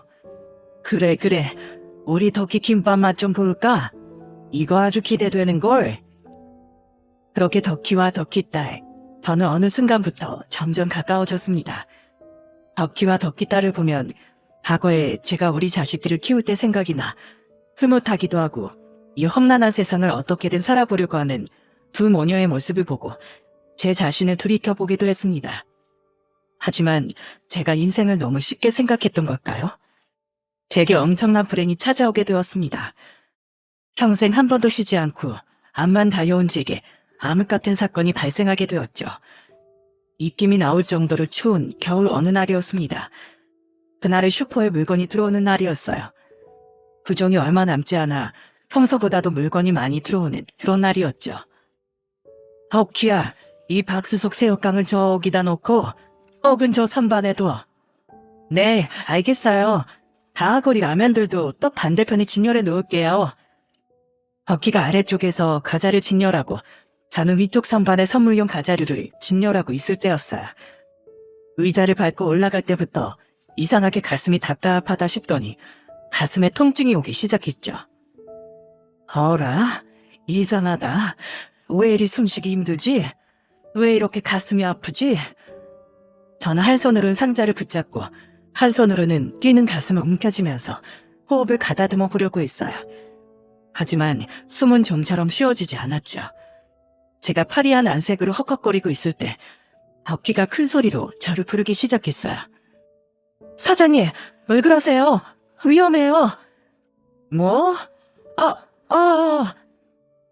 순간 저는 우당탕탕 요란한 소리와 함께 의자에서 미끄러져 바닥으로 떨어지고 말았어요. 그 모습을 맞은편에서 지켜보던 덕희가 저를 향해 달려왔죠. 사장님, 괜찮으세요? 사장님, 여보세요. 거기 일을 그죠? 여기 사람이 쓰러졌어요. 빨리 와보세요. 빨리요. 덕희는 재빠르게 이를 그에 전화를 한 뒤 물에 올라온 물고기처럼 바쁘게 호흡을 내쉬는 제 몸을 흔들었어요. 그리고는 코와 목에 손을 댔죠. 아직 숨이 붙어있다는 걸 확인한 덕희가 순간 제 턱을 위로 올려 고개를 뒤로 확 젖혔어요. 그리고는 가슴뼈 가운데 부분을 압박해서 누르기 시작했습니다. 덕희의 깍지 낀 손이 제 가슴을 위아래로 세차게 눌렸지만 그럼에도 제가 숨을 못 쉬고 컵컵거리며 고통스러워하자 덕희는 제 코를 잡고는 인공호흡을 시도했어요. 그렇게 큰 숨을 불어넣고 흉부를 압박하길 여러 번 덕희가 심폐소생술과 인공호흡을 하고 있을 때 저 멀리서 구급대원이 달려오는 소리가 들리더군요. 환자분 어딥니까? 여기에요. 여기. 응급처치는 지금 막혔어요. 빨리 응급실로 옮겨주세요. 빨리 옮겨. 어서. 구급대원들은 제 몸을 간적들고는 저를 들것에 실었습니다. 그러자 심폐소생술을 하는 와중에도 멀쩡하던 덕희가 제가 들것에 실려가는 걸 보고는 오열을 하기 시작했습니다. 사장님, 제발 일어나세요, 사장님. 사장님 좋은 분이잖아요. 사장님한테 은혜 갚지도 못했는데 이렇게 쓰러지시면 어떡하냐고요. 멀어져가는 의식 속에서도 덕희 울음소리가 제 귓가에 또렷이 들렸습니다. 세상이 느려지고 하얗게 번져가는 와중에 덕희의 오열하는 목소리와 표정이 눈꺼풀 안으로 들어왔어요. 그렇게 저는 덕희의 우는 모습을 마지막으로 정신을 잃고 말았습니다. 제가 눈을 뜬 건 그로부터 상당한 시간이 지난 뒤였습니다. 하얀 천장에 네모난 가림막, 순간적으로 들어오는 빛에 저는 여기가 어딘지 몰라 어리둥절했죠. 하지만 여기가 병원이라는 걸 깨닫기까진 그리 오래 걸리지 않았습니다. 박종강 환자분, 정신 드세요? 여기는 병원입니다. 기억나세요? 슈퍼에서 쓰러진 것까진 기억이 나는데. 그래요, 기억하시나 보네요. 수술은 잘 되었습니다. 마침 교수님이 오셨으니까 자세한 이야기는 교수님께 들으세요. 박종강 환자분, 깨어나셨군요. 참만 다행입니다. 초동 대처가 상당히 좋았던 데다 쓰러진 직후부터 병원에서 수술받기까지 골든타임의 지체가 전혀 없었기에 망정이지 조금이라도 늦었다간 정말이지 큰일 날 뻔하셨어요. 정말 기적입니다. 의사의 말에 들으니 병환이 없던 가운데도 슬슬 그때의 상황이 기억나기 시작했어요. 제가 쓰러진 뒤 덕희 오열하던 모습이 뇌리에 강하게 스쳐 지나갔죠. 그리곤 깨달았어요. 덕희가 저를 살렸다는 것을요. 그때였습니다. 저 멀리서 덕희가 저를 부르며 달려오는 소리가 들리더군요. 사장님 정신이 드세요? 사장님 잘못될까봐 제가 얼마나 걱정한 줄 아세요? 덕희야, 네가 날 살렸구나. 우리 덕희 아니었으면 내가 큰일 날 뻔했어. 정말 고맙다, 덕희야. 정말 고마워. 사장님 아니에요. 전 제가 해야 할 일을 했을 뿐이에요. 그리고 제가 사장님을 살린 게 아니라 사장님이 절 살리셨잖아요. 제가 그 은혜를 조금이라도 갚을 수 있어서 다행이에요. 앞으로 제가 더 성심성의껏 모시며 은혜 갚을 테니까 건강 회복하시고 더 오래오래 사셔야 돼요. 아셨죠? 덕희는 제 손을 꼭 붙잡아 주었어요. 덕희의 행동에 저는 죽은 아내가 생각났어요. 차갑게 식어가던 손, 온기를 잃어가던 손. 지난날 저는 그 손을 붙들고 울었었죠. 하지만 지금의 저를 잡는 손은 차갑게 식어가는 손이 아닌, 온기를 잃어가는 손이 아닌 뜨겁고 다정한 손이었어요. 저는 그 온기를 통해 비로소 깨달았죠. 인간의 인연이란 참으로 드라마보다 더 드라마 같다는 것을요. 그리고 그 인연으로부터 우리는 살고 또 죽는다는 것을요. 그로부터 저는 한동안 병원 신세를 지게 되었어요. 원래는 며칠만 입원하고 퇴원해도 됐지만 검사 결과 추가적으로 몸에 이상 있는 것을 발견해서 한동안 병원 신세를 져야만 했습니다. 하지만 병원에 있는 동안 전혀 심심하지 않았어요. 덕희가 이틀에 한 번꼴로 저를 찾아왔기 때문이죠. 제 친자식들보다 더 많이 찾아온 셈이었어요. 사장님, 필요한 거 있으세요? 중에 수건 좀 더 받쳐드릴까요? 아니야, 괜찮아. 덕희가 보살펴준 덕에 편하기만 한걸. 다행이에요. 있잖아요, 사장님. 좋은 소식 들려드릴까요? 있죠. 사실 이번 달 매출이 지난달보다 조금 더 올랐답니다. 그래? 아무래도 동네 분들이 걱정되시는지 슈퍼에도 자주 들러주고 계시거든요. 동네 분들이? 특히 어르신들이 사장님을 많이 찾으세요. 언제쯤 돌아오냐고 제게 성하시죠. 그런 거 보면 사장님이 그간 얼마나 동네 분들을 위해 노력하셨는지 보여요. 돌아가셨다던 사모님도 아마 마찬가지였을 테죠. 사장님, 가끔 제게 어려웠던 지난날을 말씀하곤 하셨죠? 그 외로움과 슬픔 저도 잘 알아요. 저 역시도 부모님을 잊을 여유였으니까요. 그 아픔은 정말이지 겪어보지 않을 사람은 몰라요. 하지만 그걸 딛고 일어나서 가정을 꾸리고 주변을 돌보며 사람들의 사랑을 받았던 건 힘든 역경 속에서도 어려운 사람들을 도와주었던 사장님의 노력 덕이에요. 그런 노력 정말이지 쉬운 일이 아닌데 저는 사장님의 그런 인품이 정말 존경스러워요. 전 사장님의 발끝에도 못 따라가거든요. 덕희야. 그러니까 사장님, 얼른 나오셔서 앞으로 절 더 이끌어주세요. 네? 앞으로 제가 더 잘할게요. 덕희의 극진한 간호로 회복은 순조로웠고 저는 예상보다 조금 빨리 퇴원할 수 있었습니다. 앞으로 병원에 다니며 몇 차례 외래 진료를 봐야 하겠지만 죽음의 문턱을 넘나드는 그때보다는 상황이 훨씬 나았죠. 다 덕희의 노력 덕분이라고 생각해요. 덕희가 저를 아버지처럼 따라주고 보살펴 주었기에 가능했던 일이죠. 병원에서 나온 저는 덕희를 막내딸로 받아들이기로 했습니다. 덕희도 저를 아버지처럼 알뜰히 챙기고 잘 보살펴 주었고요. 그래서인지 어느 순간부터는 덕희가 저를 사장님이라고 부르지 않고 아버지라고 부르기 시작하더군요. 슈퍼에서 근무한 지 4년째 되던 해 일이었죠. 그렇게 덕희는 현재 슈퍼 일을 하며 시어머니와 저를 보살피는 중이에요. 정말 효녀가 따로 없죠. 그녀에게서 시어머니는 어머니, 저는 아버지일 테니까요. 덕희 딸도 저에게 부쩍 더 애교를 부리기 시작했습니다. 저를 할아버지라고 부르며 품속으로 뛰어들어와 조잘대는 일이 많아졌어요. 그 모습이 어찌나 사랑스러운지 저는 마치 손녀가 생긴 것 같은 기분이 들었답니다. 나중에 나의 죄가 우리 손녀라고 부르며 턱에 끼고 아껴주었죠. 근데 그 조그만하던 녀석이 조금 있으면 초등학교를 졸업하고 중학교에 들어간다니 참 시간의 흐름을 믿을 수가 없네요. 여러분, 저의 인생 이야기가 어떠셨나요? 부모님을 일찍 여의고 아무것도 없던 제게 다가온 우리 아내. 그리고 핏줄로 이어지진 않았지만 여러 사건을 겪으면서 가족이 된 우리 덕희. 이 두 사람과 함께한 파란만장한 사건들은 제가 눈을 감는 순간까지 결코 잊지 못할 거예요. 여러분, 제가 배움은 길지 않지만 여러분께 꼭 전해드리고 싶은 말씀이 있어요. 그건 사람의 인연이라는 건 인생을 살아가는 데 있어 그 무엇보다 바꿀 수 없는 귀하고 값진 것이라는 것입니다. 제가 이 나이까지 살아보니 알겠더라고요. 불행하고 행복한 가운데서도 선한 마음을 잃지 않고 남에게 베풀며 사는 것, 희망을 잃지 않고 주어진 인연에 감사한 마음으로 살아가는 것, 그것이 인생을 사는 방법이라는 것을요. 그러니 여러분, 오늘만큼은 우리 주변 사람들을 한 번 더 살펴보는 게 어떠실까요?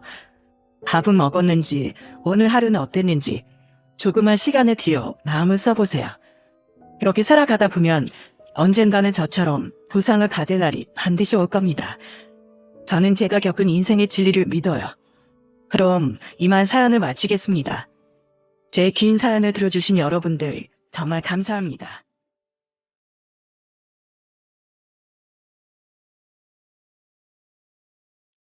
안녕하세요.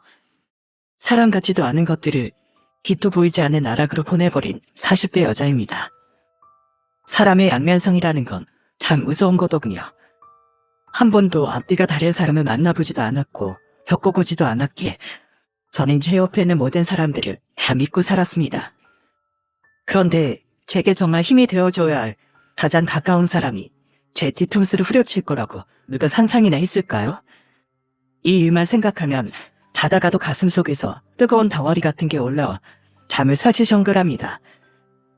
많은 분들이 보시는 이곳에 조금이나마 마음의 무게를 내려놓고 싶어 이렇게 사연을 보내봅니다. 저는 행복한 집안의 장녀로 태어났습니다. 쌍둥이 남동생들과 대기업에 다니고 계셨던 아버지, 그리고 시내에서 외할머니가 운영하셨던 만두 가게를 그대로 물려받아 운영하시던 어머니까지 5 식구가 한 집에 모여있으면 정말 남부러울 것 하나 없었습니다. 한 집안의 마주로 태어났으면 응당 부모의 엄청난 기대를 한 몸에 받고 자란 건 당연한 일이라고 생각하시는 분들이 많으실 거예요. 하지만 저희 부모님은 제게 그런 기대에 부담 같은 건 안겨주지 않으셨고 어린 시절부터 저희 남매들에게 누누이 이런 말씀을 해주셨답니다. 얘들아, 첫째도 건강, 둘째도 건강, 셋째도 건강이야. 뭐든지 내 몸이 건강해야 어떤 일이든 잘 해낼 수 있는 거야. 아빠 말 무슨 말인지 알겠지? 선거를 하는 것보단 건강하게 잘 자라는 게 더 중요하다고 말이죠. 그렇다고 부모님이 그저 오냐오냐 키우신 것도 아니었어요. 저희 삼남매 모두 잘못한 게 있으면 헛되게 혼이 났었답니다. 한날은 저희끼리 공을 가지고 놀다가 막내 남동생이 너무 세게 공을 걷어차버리는 바람에 이웃집 창문이 깨져버린 날이 있었어요. 사실 이런 일이 있으면 당장에 달려가 죄송하다고 사과하는 것이 도리지만 저희 삼남매는 너무 당황스러운 나머지 아무것도 하지 못하고 집으로 숨어버렸습니다. 나중에 이 사실을 알게 된 부모님이 저희 삼남매를 이웃집으로 데려가 고개 숙여 사과시키셨고 유리가까지 모두 물어들인 후 집에 와 이런 얘기를 하시더군요. 이놈의 자식들, 놀다가 남의 집 유리창을 깨먹었으면 당장 그 집에 찾아가서 죄송합니다, 잘못했습니다 사과를 해야지. 냅다 숨어버리면 어떡해. 얼마나 당황스러우셨겠어. 죄송해요 아버지, 잘못했어요. 진짜로 잘못했다 이거지? 그럼 내일 주말이니까 아버지랑 같이 등산 가자. 이게 니네한테 내리는 벌이야. 저희 삼남매가 회초리를 맞는 것보다 더 싫어하는 것이 있었어요. 바로 등산이었죠. 부모님은 저희끼리 다투거나 아니면 이런 실수를 저지를 때마다 체력이 쓸데없이 남아돌아서 그런 거라며 국내 뒷산을 올라 저희 삼남매의 힘을 쏙 빼놓곤 하셨습니다. 그래도 아버지를 따라 산에 오르다 보면 어느새 정상에 와 있었고 합 긴 동네 전체를 내려다 보면 마음까지 확 맑아지는 기분이 들었습니다. 이런 부모님 덕분에 저희 삼남매는 삐뚤어지는 것 하나 없이 바르고 건강하게 성장할 수 있었어요. 그렇게 어른이 된 저희는 각자의 직업을 가지게 됐고 저는 어린 시절부터 꿈꿔왔던 중학교 선생님이 될 수 있었어요. 선생님이 되고자 했던 건 중학교 2학년 무렵 만났던 담임 선생님 때문이었습니다. 학생들 한 명 한 명 눈을 마주치면서 대화를 하셨고 항상 다정한 말투로 웃어주셨던 선생님을 보며 저도 아이들에게 좋은 기억을 심어줄 수 있는 선생님이 되어야겠다 하며 작게나마 꿈을 키워나갔던 것이었죠. 제가 선생님이 된다고 했을 때 부모님은 이런 말씀을 해주셨어요. 애들을 가르친다는 게 그렇게 말처럼 쉽지만은 않을 거야. 가끔 말이 안 통해서 짜증이 나고 화가 나더라도 애들이랑 어른의 시선은 다르니까 항상 애들의 눈높이에 맞춰서 얘기하려고 노력해라. 그것만 잘하면 수정이 너도 좋은 선생이 될 수 있을 거다. 아이들과 소통을 잘하는 선생님, 아이들의 이야기를 잘 들어주는 선생님, 어렵지 않고 친구 같은 선생님이 되기 위해 저는 정말 열심히 노력했어요. 제 나이가 20대 중반에 막 접어들었으므로 첫 담임을 맡았기에 정말 많이 걱정했었는데 다행히 아이들도 이런 제 마음을 알았는지 제게 스스럼 없이 다가와줬고 말썽 피우는 일 없이 저와 정말 잘 지내줬습니다. 그렇게 선생님이 된 지 1년째 됐을 무렵 대학 동기의 소개로 남편을 만나게 됐어요. 저와 1살 차이가 나고 남편은 첫 만남부터 참 매너 있다는 생각이 들 정도로 참 친절한 사람이었죠. 제가 들어가려고 하면 항상 먼저 앞에서 문을 열어줬고 제가 앉을 자리 미리 빼놓아주곤 했죠. 사실 첫 만남의 그런 행동들이 남자 입장에서 매너라고 하지만 제 입장에선 조금 부담스럽기도 했어요. 이렇게까지 안 해주셔도 되는데 이렇게 예쁜 아가씨 만났는데 이 정도는 당연히 기본으로 해야죠. 이후에도 쏟아지는 칭찬 세례가 조금 민망하긴 했지만 사람 자체는 괜찮았습니다. 처음이라 이러는 걸 수도 있으니 한두 번 더 만나보고 싶다는 생각이 들었죠.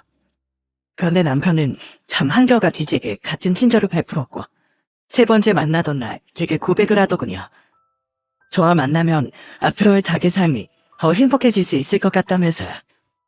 저도 남편이 싫지 않았기에 그 고백을 받아들였습니다. 그것이 제 인생을 꾸는 시작점이었다는 걸 꿈에도 모른 채로 말이죠. 남편을 알면 알수록 진국인 사람이었어요. 이 사람과 함께하는 미래는 어떨까 꿈꿀 수 있게 해주는 사람이었죠.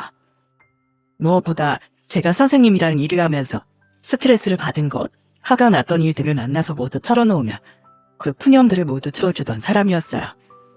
본인도 힘들게 일을 하고 와서 몸도 마음도 지칠 법도 한데 짜증 한 번 내지 않고 저의 모든 일에 공감을 해주곤 했습니다.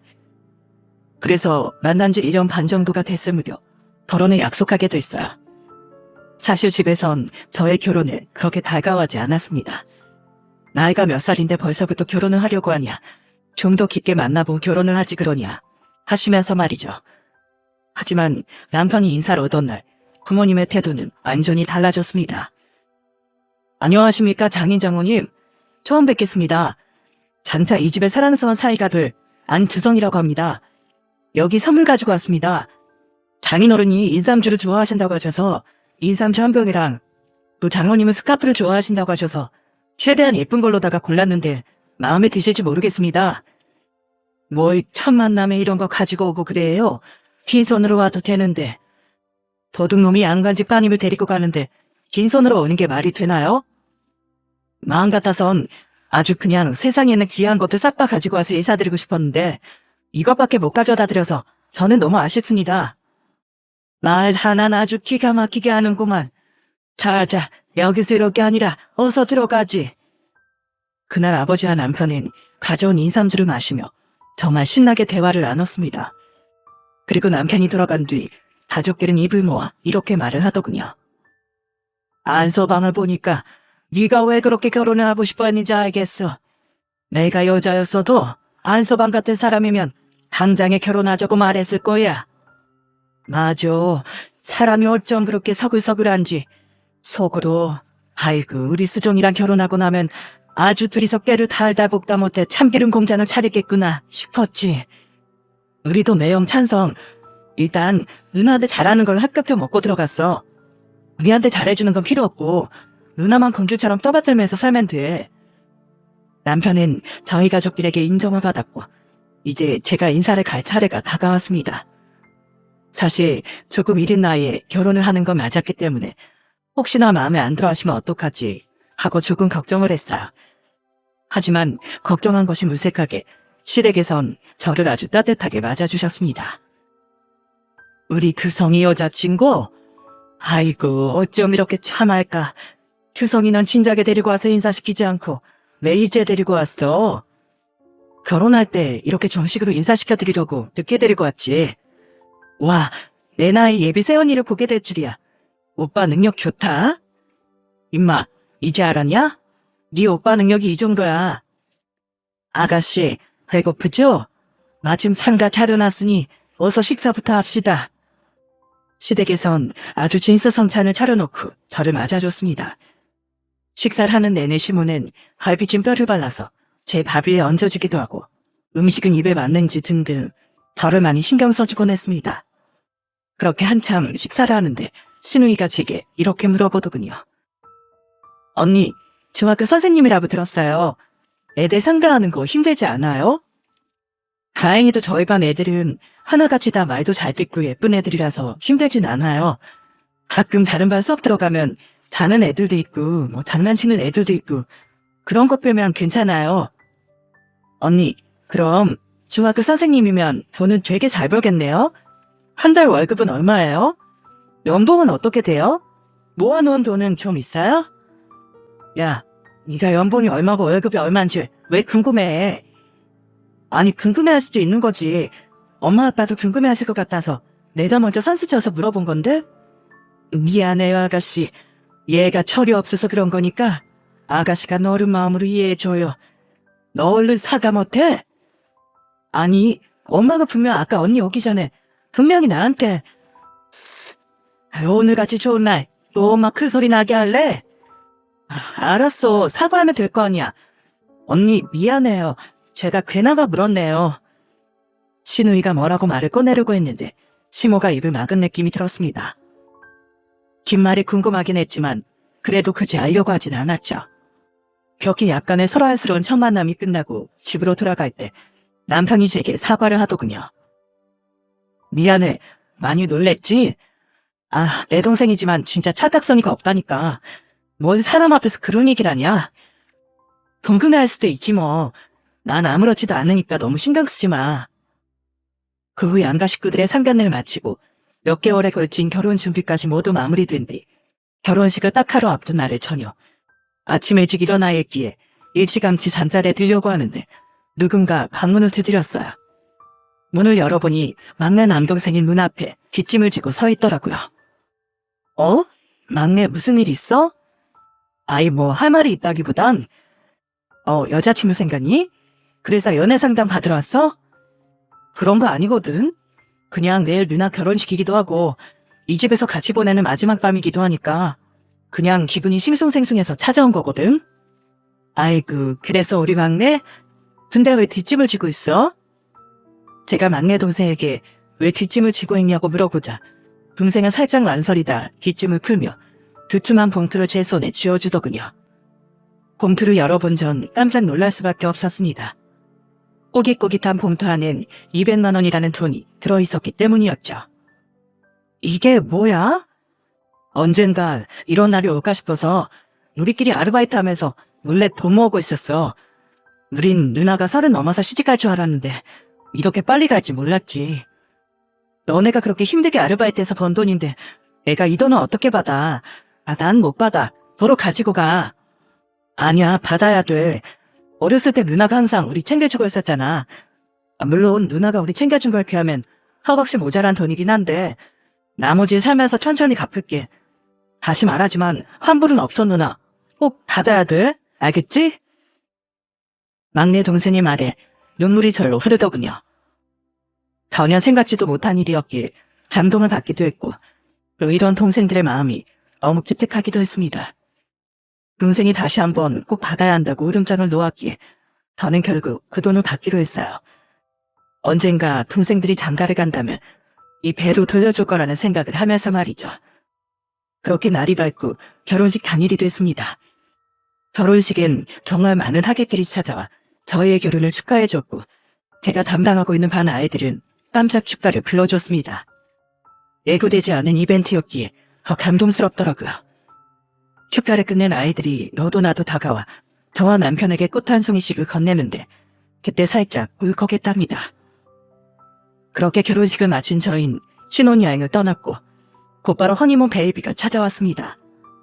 결혼을 한 지 얼마 안 되어 아기가 찾아왔다는 소식을 양가에 전하자 시댁 식구들도 그리고 친정 식구들도 무척이나 기뻐했어요. 저는 만삭이 될 때까지 휴직을 하지 않고 학교를 출근을 했고 남편은 항상 제 퇴근 시간을 맞춰 저를 학교 앞으로 데리러 오곤 했습니다. 피곤할 법도 있지만 전혀 그런 내색 없이 저를 데리러 오는 걸 아주 당연하게 여겼기에 저는 그런 남편에게 정말 고마움을 느꼈죠. 고마워. 당신도 피곤할 텐데 맨날 이렇게 데리러 와주고. 에이, 고맙기 뭐가 고마워. 내가 당신한테 더 고맙지. 오늘은 두둥이가 뭐 먹고 싶다고 말한 거 없어? 말만 해. 내가 다 사줄 테니까. 아까 두둥이랑 얘기해봤거든? 오늘은 소불고기가 너무 먹고 싶다고 하더라고. 소불고기? 오케이. 내가 집에 가서 아주 맛있게 구워줄게. 우리 공주님은 집에 가서 편히 발 뻗고 쉬세요. 남편은 이런 사람이었습니다. 좀 험한 비유를 하자면 제가 죽으라고 하면 죽는 신용까지도 아무렇지도 않게 할 수 있을 정도로 저와 아이밖에 모르는 사람이었죠. 제게만 잘한 게 아니라 친정 식구들에게도 잘했기에 부모님과 남동생들의 사랑을 한몸에 받는 사이였습니다. 부모님의 생신이 되면 항상 100만 원씩 용돈을 보내드리기도 하고 명절이 되면 항상 시댁이 아니라 친정 먼저 가서 하룻밤을 보내고 다음날 시댁으로 가자고 말하던 사람이었어요. 그런 남편의 모습을 보면서 한날 어머니는 이렇게 말씀하시더군요. 사실 시집 보내고 나서도 계속 걱정했어. 우리 수정이가 아직 어려서 혹시나 사돈댁에 실수라도 하면 어떡하지 싶어서. 그런데 우리 안서방 덕분에 그런 걱정 안 해도 돼서 너무 좋다. 항상 우리가 고마워하는 거 알지 안서방? 앞으로도 우리 수정이 잘 챙겨주게. 우린 자네만 믿어. 그런 걱정을 하더라도 마세요 장모님. 앞으로 죽을 때까지 제가 옆에서 아주 보디가드처럼 딱 잘 챙기겠습니다. 그리고 남편이 저희 집을 잘하는 만큼 저도 시댁에 잘하려고 최선을 다했고 시댁 식구들도 제게 잘해줬습니다. 만삭에 몸을 하고서 시댁으로 찾아가면 시모는 혹여라도 제 몸이 잘못될까 싶어 다선발로 달려나와 덜 맞아주며 이렇게 말했습니다. 아이고, 만삭 임산부가 뭐하러 와? 그냥 집에 있지. 오늘 아버님 생신이시잖아요. 며느리가 돼서 안 찾아오면 되겠어요, 어머님? 원래 임산부는 만삭 때 제일 조심해야 하는 거야. 우리 신경 쓸 게 아니라 너랑 뱃속에는 아기를 최우선으로 챙겨야지. 어디 보자. 너 이제 입덧 끝났지? 음식 아무거나 다 먹을 수 있니? 이미 사는 다 차렸긴 한데 내가 뭐 맛있는 거라도 해줄까? 먹고 싶은 거 없어? 아니에요, 어머님. 입덧 안 하고 음식도 아무거나 잘 먹어요. 신경 써주셔서 감사합니다. 아, 맞다. 이거 아버님 생신이라고 말씀드렸더니 저희 어머니께서 갖다 드리라고 전해주셨어요. 어머니 가게에서 파는 만두 세트인데 아버님 만두 좋아하시던 게 생각이 나서요. 여기 수구이 세트도 같이요. 아이고, 이거 사부인께서 직접 만드신 거 아니야? 수고롭게 이런 것까지 다 보내주시고 우린 딱히 해드린 것도 없는데 매번 이렇게 받기만 해서 어떡하니? 이따가 감사하다고 전화라도 한 통 드려야겠다. 시집살이 이런 건 제 인생에 없는 단어였어요. 아이를 낳고 나서도 제게 미역국을 끓여가지고 제일 먼저 달려오신 게 바로 시모였답니다. 이렇게 저희는 양가 식구들에게 잘하면서 서로 좋은 관계를 유지해 나가고 있었어요. 그리고 둘째까지 낳게 되어 딸 하나 아들 하나 이렇게 온전한 가정을 이룬 지 정말 행복하게 지냈습니다. 그렇게 평생토록 이어질 것 같던 행복에 균열이 생기기 시작한 건 제가 40살이 됐을 무렵쯤이었어요. 평생 저희 삼남매의 듬직한 기둥이 돼주셨던 아버지께서 갑작스럽게 말기암 판정을 받으신 것이었죠. 막내 동생을 통해 그 사실을 들은 전 정말 큰 충격에 빠질 수밖에 없었습니다. 아빠가 왜? 2달 전에 찾아뵀을 땐 건강하셨잖아. 그런데 갑자기 왜? 어쩌다 발견한 건데? 누나 마지막으로 다녀간 뒤로부터 점점 살이 빠지기 시작하셨어. 처음엔 그냥 웃어 넘겼지. 아빠도 나이를 먹긴 하나보다 하고 어른도 원래 나이 먹으면 살 빠지잖아. 근데 뭔가 좀 이상한 거야. 원래 풍채도 있던 양간이 날이 가면 갈수록 살이 빠지는 게 다이어트를 하는 것도 아닌데 말이야. 그렇지, 말이 안 되긴 하지. 그래서 우리가 엄마한테 말씀드렸지. 아빠 뭔가 좀 이상한 것 같다. 마침 올해 건강검진 대상 아니냐. 이참에 아빠 모시고 가서 건강검진 한번 받아보라고. 그렇게 말씀드리고 한 며칠 뒤에 가서 건강검진을 받았는데 엄마가 울면서 그러시더라. 아빠 말기암이라고. 근데 왜 나한테 말 안 했어? 그런 일이 있었음 나한테 제일 먼저 알렸어야지. 아빠가 그러셨어. 누나 안 그래도 일하랴 애들 키우랴 정신없이 바쁠 텐데 괜히 신경 쓸 일 만들지 말고 니나한텐 비밀로 하라고. 근데 말도 안 되는 소리잖아. 어떻게 말을 안 할 수가 있겠어. 누나가 우리 집 첫째 딸인데.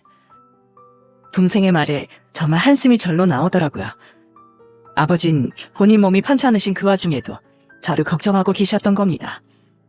그렇게 동생과의 전화를 마치고 곧바로 남편에게 이 사실을 말하기 위해 전화를 걸었습니다. 그런데 차마 입이 떨어지질 않더군요. 전화를 걸어놓고서 계속 말도 못하고 꺽꺽대면서 울고만 있으니 남편은 무척이나 당황했습니다. 당신 왜 울어? 무슨 일 있어? 아니면 어디가 아파? 진정하고 말을 좀 해봐. 여보, 아빠가 말기암이래. 그래서 지금 병원에 계신데 난 너무 무서워. 아빠 돌아가시면 나 어떻게 살지? 아빠한테 아직까지 제대로 잘해드린 것도 없는데. 뭐? 장인어른이 말기암이시라고? 방금 동생이 전화와서 말해줬어. 여보, 난 너무 무서워. 이따가 나 퇴근하면 같이 병원으로 가보자. 너무 울고만 있지 말고 나 갈 때까지 진정 좀 하고 있어. 남편은 그 와중에도 저를 달래려고 애를 썼고 퉁퉁 부은 눈으로 가면 또 아버지가 걱정하실 것 같아 겨우 눈물을 참았습니다. 마침 퇴근 전까지 수업이 없었기에 그거 하나는 참 다행이라고 생각했어요. 그리고 퇴근 후 저를 데리러 온 남편과 함께 아버지가 계시는 병원으로 향했습니다. 떨리는 손으로 병실 문을 연 전 멀리서 식사를 하고 계시는 아버지의 모습을 보고 입을 틀어막고 또 한 번 눈물을 흘릴 수밖에 없었어요. 2달 전만 해도 건강한 모습이셨던 아버진 정말 뼈밖에 남지 않은 앙상한 모습을 하고 계셨거든요. 저와 남편의 모습을 본 아버진 무척이나 당황하시며 제 쪽으로 다가와 이렇게 말씀하셨습니다. 아니, 수종아, 안서봐. 여기는 어떻게 알고 찾아왔어? 아빠 진짜 밉다. 이걸 어떻게 나한테만 말을 안 할 생각을 할 수가 있어. 내가 이 집 첫째인데 어떻게 나한테만 말을 안 할 생각을 할 수가 있냐고. 평생 나한테 비밀로 하려고 했어? 내가 모르게 말이냐고. 수정아, 그게 아니라 너 괜히 바쁘고 스트레스도 많이 받을 텐데 신경 쓸 거리 하나도 만들어주고 싶지 않았어. 그래서 나중에 때 되면 다 말해주려고 했지. 때 되면 언제? 아빠 돌아가시기 직전에 말하려고 했어? 그럼 난 뭐가 되는데? 아빠 나 천하의 불효자식 만들려고 한 거야? 아빠 미워. 너무 미워. 저는 어린아이처럼 아버지 품에 안겨 목 놓아 울었습니다. 어렸을 때도 이렇게 안겨서 온 적이 없었는데 힘든 마음이 감당이 안 되더라고요. 그렇게 아버지의 투병 사실을 알게 된 전 남편과 함께 일주일에 서너 번씩 아버지를 찾아뵙고 오늘 하루는 어땠는지, 많이 아프진 않는지 아버지 안부를 여쭙곤 했습니다. 아버지가 이젠 귀찮으니 전화 좀 그만하라는 말을 할 정도로 전화도 자주 걸었고 말이죠. 후회하고 싶지 않았습니다. 그래서 정말 최선을 다하려고 노력했어요. 그런데 저희 가족에게 닥친 불행은 여기서 끝이 아니었습니다. 수정쌤, 요즘 안색이 왜 이렇게 안 좋아 보여? 살도 많이 빠진 것 같고 보니까 밥도 잘 못 먹는 것 같던데 아버지 많이 편찮으시다더니 그것 때문에 너무 신경 쓴 거 아니야? 아니에요. 요즘 날이 너무 더워서 그런가 봐요. 걱정해 주셔서 감사해요. 어느 순간부터 제 몸에도 이상이 생기게 됐습니다. 이상하게 밥도 잘 안 넘어가고 살도 계속 빠지고 있고 조금이나마 넘긴 밥도 집에 가면 곧장 토해내기 일쑤였어요. 쉽게 현기증을 느껴 수업을 하다가도 금피를 떨어뜨리며 주저하는 일이 다반사였죠. 하다 나중엔 토를 하는데 희가 함께 넘어오더군요. 입에서 토해낸 핏덩어리들을 보면서 제 몸에도 예사롭지 않은 일들이 펼쳐지고 있구나 생각이 듦과 동시에 정신을 잃고 말았습니다. 얼마나 시간이 흘렀을까 제 눈에 가장 먼저 들어온 건 다름 아닌 하얀 천장이었어요. 여보, 정신이 좀 들어? 여기 어딘지 알겠어? 여기가 어디야, 여보? 병원이야. 애들이 당신 쓰러져 있는 거 보고 신고해서 여기로 왔어. 아, 다행이다. 일단 검사는 다 했다고 하니까 의사 선생님 모셔올게. 그렇게 남편은 의사 선생님을 모셔왔고 선생님은 약간 오묘한 표정을 지으시며 제게 몇 가지를 여쭤보셨어요. 혹시 최근 들어 몸이 갑자기 안 좋아지지 않았어요? 현기증이 심해졌다거나 밥이 잘 안 넘어갔다거나 갑자기 살이 훅 빠졌다거나 흑색변을 봤다거나. 아, 네, 맞아요. 요즘 들어 많이 어지럽기도 했고 밥도 많이 못 먹고 또 토하기도 하고 그래서 저는 더위 먹어서 그런 줄 알았거든요. 혹시 저한테 무슨 문제라도 그런 증상이 있었으면 우선 병원에 오셔서 간단한 검사라도 받아보셨어야죠. 검사 결과 위암 3기입니다. 보통 3기 같은 경우 5년 생존율이 30%에서 40%밖에 되지 않아요. 그래도 우선 해볼 수 있는 건 다 해볼 겁니다. 가장 급한 건 수술이고 수술 후엔 항암치료 진행하셔야 되고요. 잠깐만요, 선생님. 위암이라뇨? 제가요? 그래도 다행히 아직까지 다른 장기로의 전이는 발생하지 않았습니다. 오늘 바로 입원하시고 오늘 안 되시면 내일이라도 빨리 입원하셔서 치료 진행하셔야 됩니다. 여태 더위를 먹은 줄로만 알고 있었는데 위암이라니 하늘이 무너져 내리는 것 같았습니다. 그 소식을 옆에서 함께 들은 남편과 아이들은 의사 선생님이 자리를 떠나자마자 눈물을 펑펑 쏟으며 오열하기 시작했어요. 말도 안 돼. 이건 진짜 말도 안 된다고. 여보, 나 당신 없으면 정말 못 사는 거 알지? 당신 죽으면 나도 확 죽어버릴 거야. 애들 앞에서 무슨 그런 말을 해. 당신은 죽어도 학교 안 그만둘 것 같아서 하는 말이야. 그러니까 나 죽는 거 보기 싫으면 어떻게든 학교 그만두고 내일부터 치료받아. 나랑 애들을 봐서라도, 어? 아버지께서 말기암 진단을 받으신 지 얼마나 지났다고 제게 이런 시련을 안겨주시는지 하늘이 너무나도 원망스러웠습니다. 정말 신이라는 게 있다면 이렇게까지 연속으로 불행을 안겨주진 않을 거라는 생각이 들더군요. 결국 저는 잘 다니고 있던 학교에 사정을 설명하고 아이들에게 작별 인사를 할 시간도 없이 회직을 한 후 곧바로 입원을 하게 됐습니다. 남편이 이야기를 한 건지 시모와 시부도 그날 저녁 제게 찾아와 제 손을 잡고 펑펑 눈물을 흘리더군요. 아이고, 며느라, 어떻게 이런 일이 다 있다니. 사돈도 편찮으시다는 소식 들었어. 하늘도 참 무심하시지. 그래도 너무 낙심하지 마라. 요즘 의학기술이 좋아져서 금방 나을 수 있을 테니까 필요한 거 있으면 말하고. 그래, 세아가 내 친구도 위암 말기였는데 수술하고 나서 지금까지 잘 살고 있다. 그러니까 힘내라. 네, 이렇게 찾아와 주셔서 감사해요, 어머님, 아버님. 무엇보다 제가 가장 마음이 아팠던 건 바로 저희 어머니였어요. 아버지까지 편찮으신데 저까지 아프게 되니 저와 아버지가 계시는 병원으로 오가며 병간호로 하셔야 했기 때문이었죠. 소식을 들은 후 늘 덤덤한 표정으로 절 찾아와 간호를 해주시는 어머니의 손을 잡고 결국 참았던 눈물을 펑펑 흘리고 말았습니다. 안 울려고 그렇게 부더니 애를 썼는데 친엄마 앞에선 결국 아이 40이 넘은 딸이라도 어린아이가 돼버리고 말더군요. 엄마, 미안해. 내가 진작에 건강검진 같은 것도 잘 받고 있으면 이렇게 아플 일도 없고 엄마 고생시킬 일도 없었을 텐데 엄마 힘들게 해서 미안해. 기거사, 네가 나한테 해야 할 말은 미안하다가 아니라 고맙다야. 그리고 그렇게 미안하면 치료도 꼬박꼬박 잘 받고 약도 잘 먹어서 암을 무찌르는 거야. 나랑 너희 아빠 남동생들 안서방이랑 네 아들 딸을 봐서라도 이까지 남은 이겨내야지. 안 그래? 엄마, 이리 와 내 새끼. 저는 그날 어머니 함께 부둥켜 안고 참았던 눈물을 펑펑 쏟아냈습니다. 그리고 다짐했어요. 어머니 말대로 남은 가족들을 위해서라도 이까지 남 정도는 이겨내야겠다고 말이죠. 그렇게 수술을 받고 언제 끝날지 모르는 항암 치료를 시작하게 됐습니다. 그런데 그때부터 남편이 이상해지기 시작했어요. 분명 수술을 받고 항암 치료 시작했을 무렵엔 밤을 새워가면서까지 제 옆에 있어주던 남편이었는데 어느 순간부턴 계속 야근을 하게 됐다며 병원에 찾아오는 횟수가 줄어들더라고요. 전화나 문자도 잘 하지 않고 말입니다. 한날은 아이들이 찾아와 이런 말을 하는 겁니다. 엄마, 요새 아빠 많이 바쁜가 봐. 맨날 늦게 들어오고 가끔 술 냄새랑 향수 냄새 같은 것도 풍기면서 들어오고 그런다? 그래?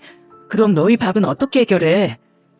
어차피 점심 학교에서 먹고 저녁엔 그냥 남은 밥 데워 먹거나 라면 끓여 먹어. 대체 일이 얼마나 바쁘기에 아이들에게까지 소홀한 건지 제게 소홀한 건 어쩔 수 없다고 생각했지만 그래도 아이들은 잘 챙기고 있을 거라 생각했습니다. 그런데 아이들 입에서 그 소리를 듣는 순간 혹시 싶은 생각이 들더군요. 그래도 남편이 제게 워낙 잘했기에 상상하는 일 따윈 일어나지 않을 거라고 생각했습니다. 그런데 아무리 생각해도 기분이 영 찝찝하더라고요. 여러분, 여자의 촉이 더러우면 대부분 그 더러운 촉이 맞다는 말 다들 알고 계시죠? 아이들이 돌아간 뒤 찝찝한 마음을 안고 잠들었던 전 그날 굉장히 좋지 않은 꿈을 꿨습니다. 태어나 그런 꿈을 꾼 것도 처음이었고 꿈자리가 사납다 보니 더욱 신경이 쓰이더군요. 그래서 저는 그날 저녁 치료를 끝내고 남편에게 말을 하지 않고 병원에서 외출증을 끊은 뒤 조용히 집을 찾아갔습니다. 저희 집은 아파트가 아닌 마당에 잔디가 깔려있는 2층 주택이었어요. 아파트보단 탑기인 주택이 좋다며 남편이 선택한 집이었죠. 그렇게 집으로 택시를 타고 내리는 순간 대문 앞에서부터 고기 굽는 냄새가 아주 진동을 하더라고요. 뭐지 싶어서 문을 열었는데 저는 눈앞에 펼쳐진 광경을 보고 정말 입을 다물 수가 없었습니다. 그곳엔 시부와 시모, 남편, 시누이 그리고 처음 보는 여자가 있었고 가족끼리 마당에서 고기를 구워 먹으며 무척이나 행복한 시간을 보내고 있더라고요. 그 말도 안 되는 광경도 놀라웠지만 그들의 대화를 듣고서 저는 더욱 충격을 먹고 말았습니다. 다시 생각해도 수정이겐 참 운이 없어. 어떻게 걔도 암에 걸리고 걔네 아빠도 말기 암에 걸리고 아무리 막장 드라마도 그렇게는 안 될 텐데 대체 전생에 무슨 죄를 얼마나 지으면 그런 저주를 받을 수가 있다니? 내 말이 그 말이야. 한 집안에서 그렇게 암 환자가 2씩이나 나오기 진짜 힘든데 어떻게 그런 일이 있나 싶더라니까? 처음 들었을 땐 거짓말인 줄 알았는데 좀 불쌍하긴 하더라. 근데 엄마, 진짜 어떻게 그렇게 연기를 잘해? 아이고 며느라, 어떻게 이런 일이 다 있다니 하면서 나보고 진짜 깜짝 놀랐다니까. 그 정도는 기본 아니겠어? 아유, 나오지도 않는 눈을 찍어내느라 아주 죽는 줄 알았다, 야. 가만히 있어보자. 사돈이 몇 년 전에 건물 몇 채를 샀다고 했었지? 어차피 마이기암 진단 안 받은 양반이니까 얼마 못 살 거고 그 양반 죽으면 당연히 그 건물은 자식들한테 나눠줄 테고 그럼 수정이가 큰딸이니까 적어도 걔 앞으로 유산이 30억은 떨어질 거 아니야. 세상에 이게 웬 떡이라니. 대충 들어보니까 장인어른이 대기업에서 일하셔서 탈직금도 엄청 짠짠하게 받으셨다고 하던데 찾아보면 30억 더 될 수도. 뭐 아무렴 상관없어. 어차피 난 이혼하고 이 사람이랑 살 거니까 나중에 갈라서 내 재산 분할만 제대로 해주면 되지. 장인어른 돌아가시고 재산 받는 거 봐서 바로 이혼하자고 해야지. 그래. 그 양반 죽고 나면 바로 이혼하자고 그래. 이제와 사는 말이지만 매번 명절이며 생일이며 그 맛대가리도 없는 만두 들고 와서 지민이고 토할 뻔했는데 이제 그 꼴 안 봐도 되는 거잖아. 너무 좋다. 그 말을 들은 전 온몸이 사시나무 떨리듯 떨리기 시작했어요. 아버지께선 몇 년 전 정년퇴직을 하신 후 그동안 벌어온 돈으로 작은 건물 몇 채를 사들이셨고 남편도 그 사실을 알고 아버지께 축하한다며 전화를 드린 적이 있었습니다. 그랬던 사람이 어떻게 저런 말을 할 수가 있나. 저게 사람인가 싶었어요. 그 소리를 듣고 참을 수 없었던 전 바로 달려가 앞에 있던 불판들을 싹 다 엎어버리고 옆에 있던 의자며 접시 등을 싹 다 남편이 있는 곳으로 집어던졌습니다. 시댁 식구들은 바람간 나타난 저를 보며 아주 저승사자라도 만났냐 눈이 휘둥그레지더군요. 왜 그렇게 놀라세요? 제가 저승사자라도 되는 것처럼? 당신이 여기 어떻게 왔어? 설마 태어난 거야?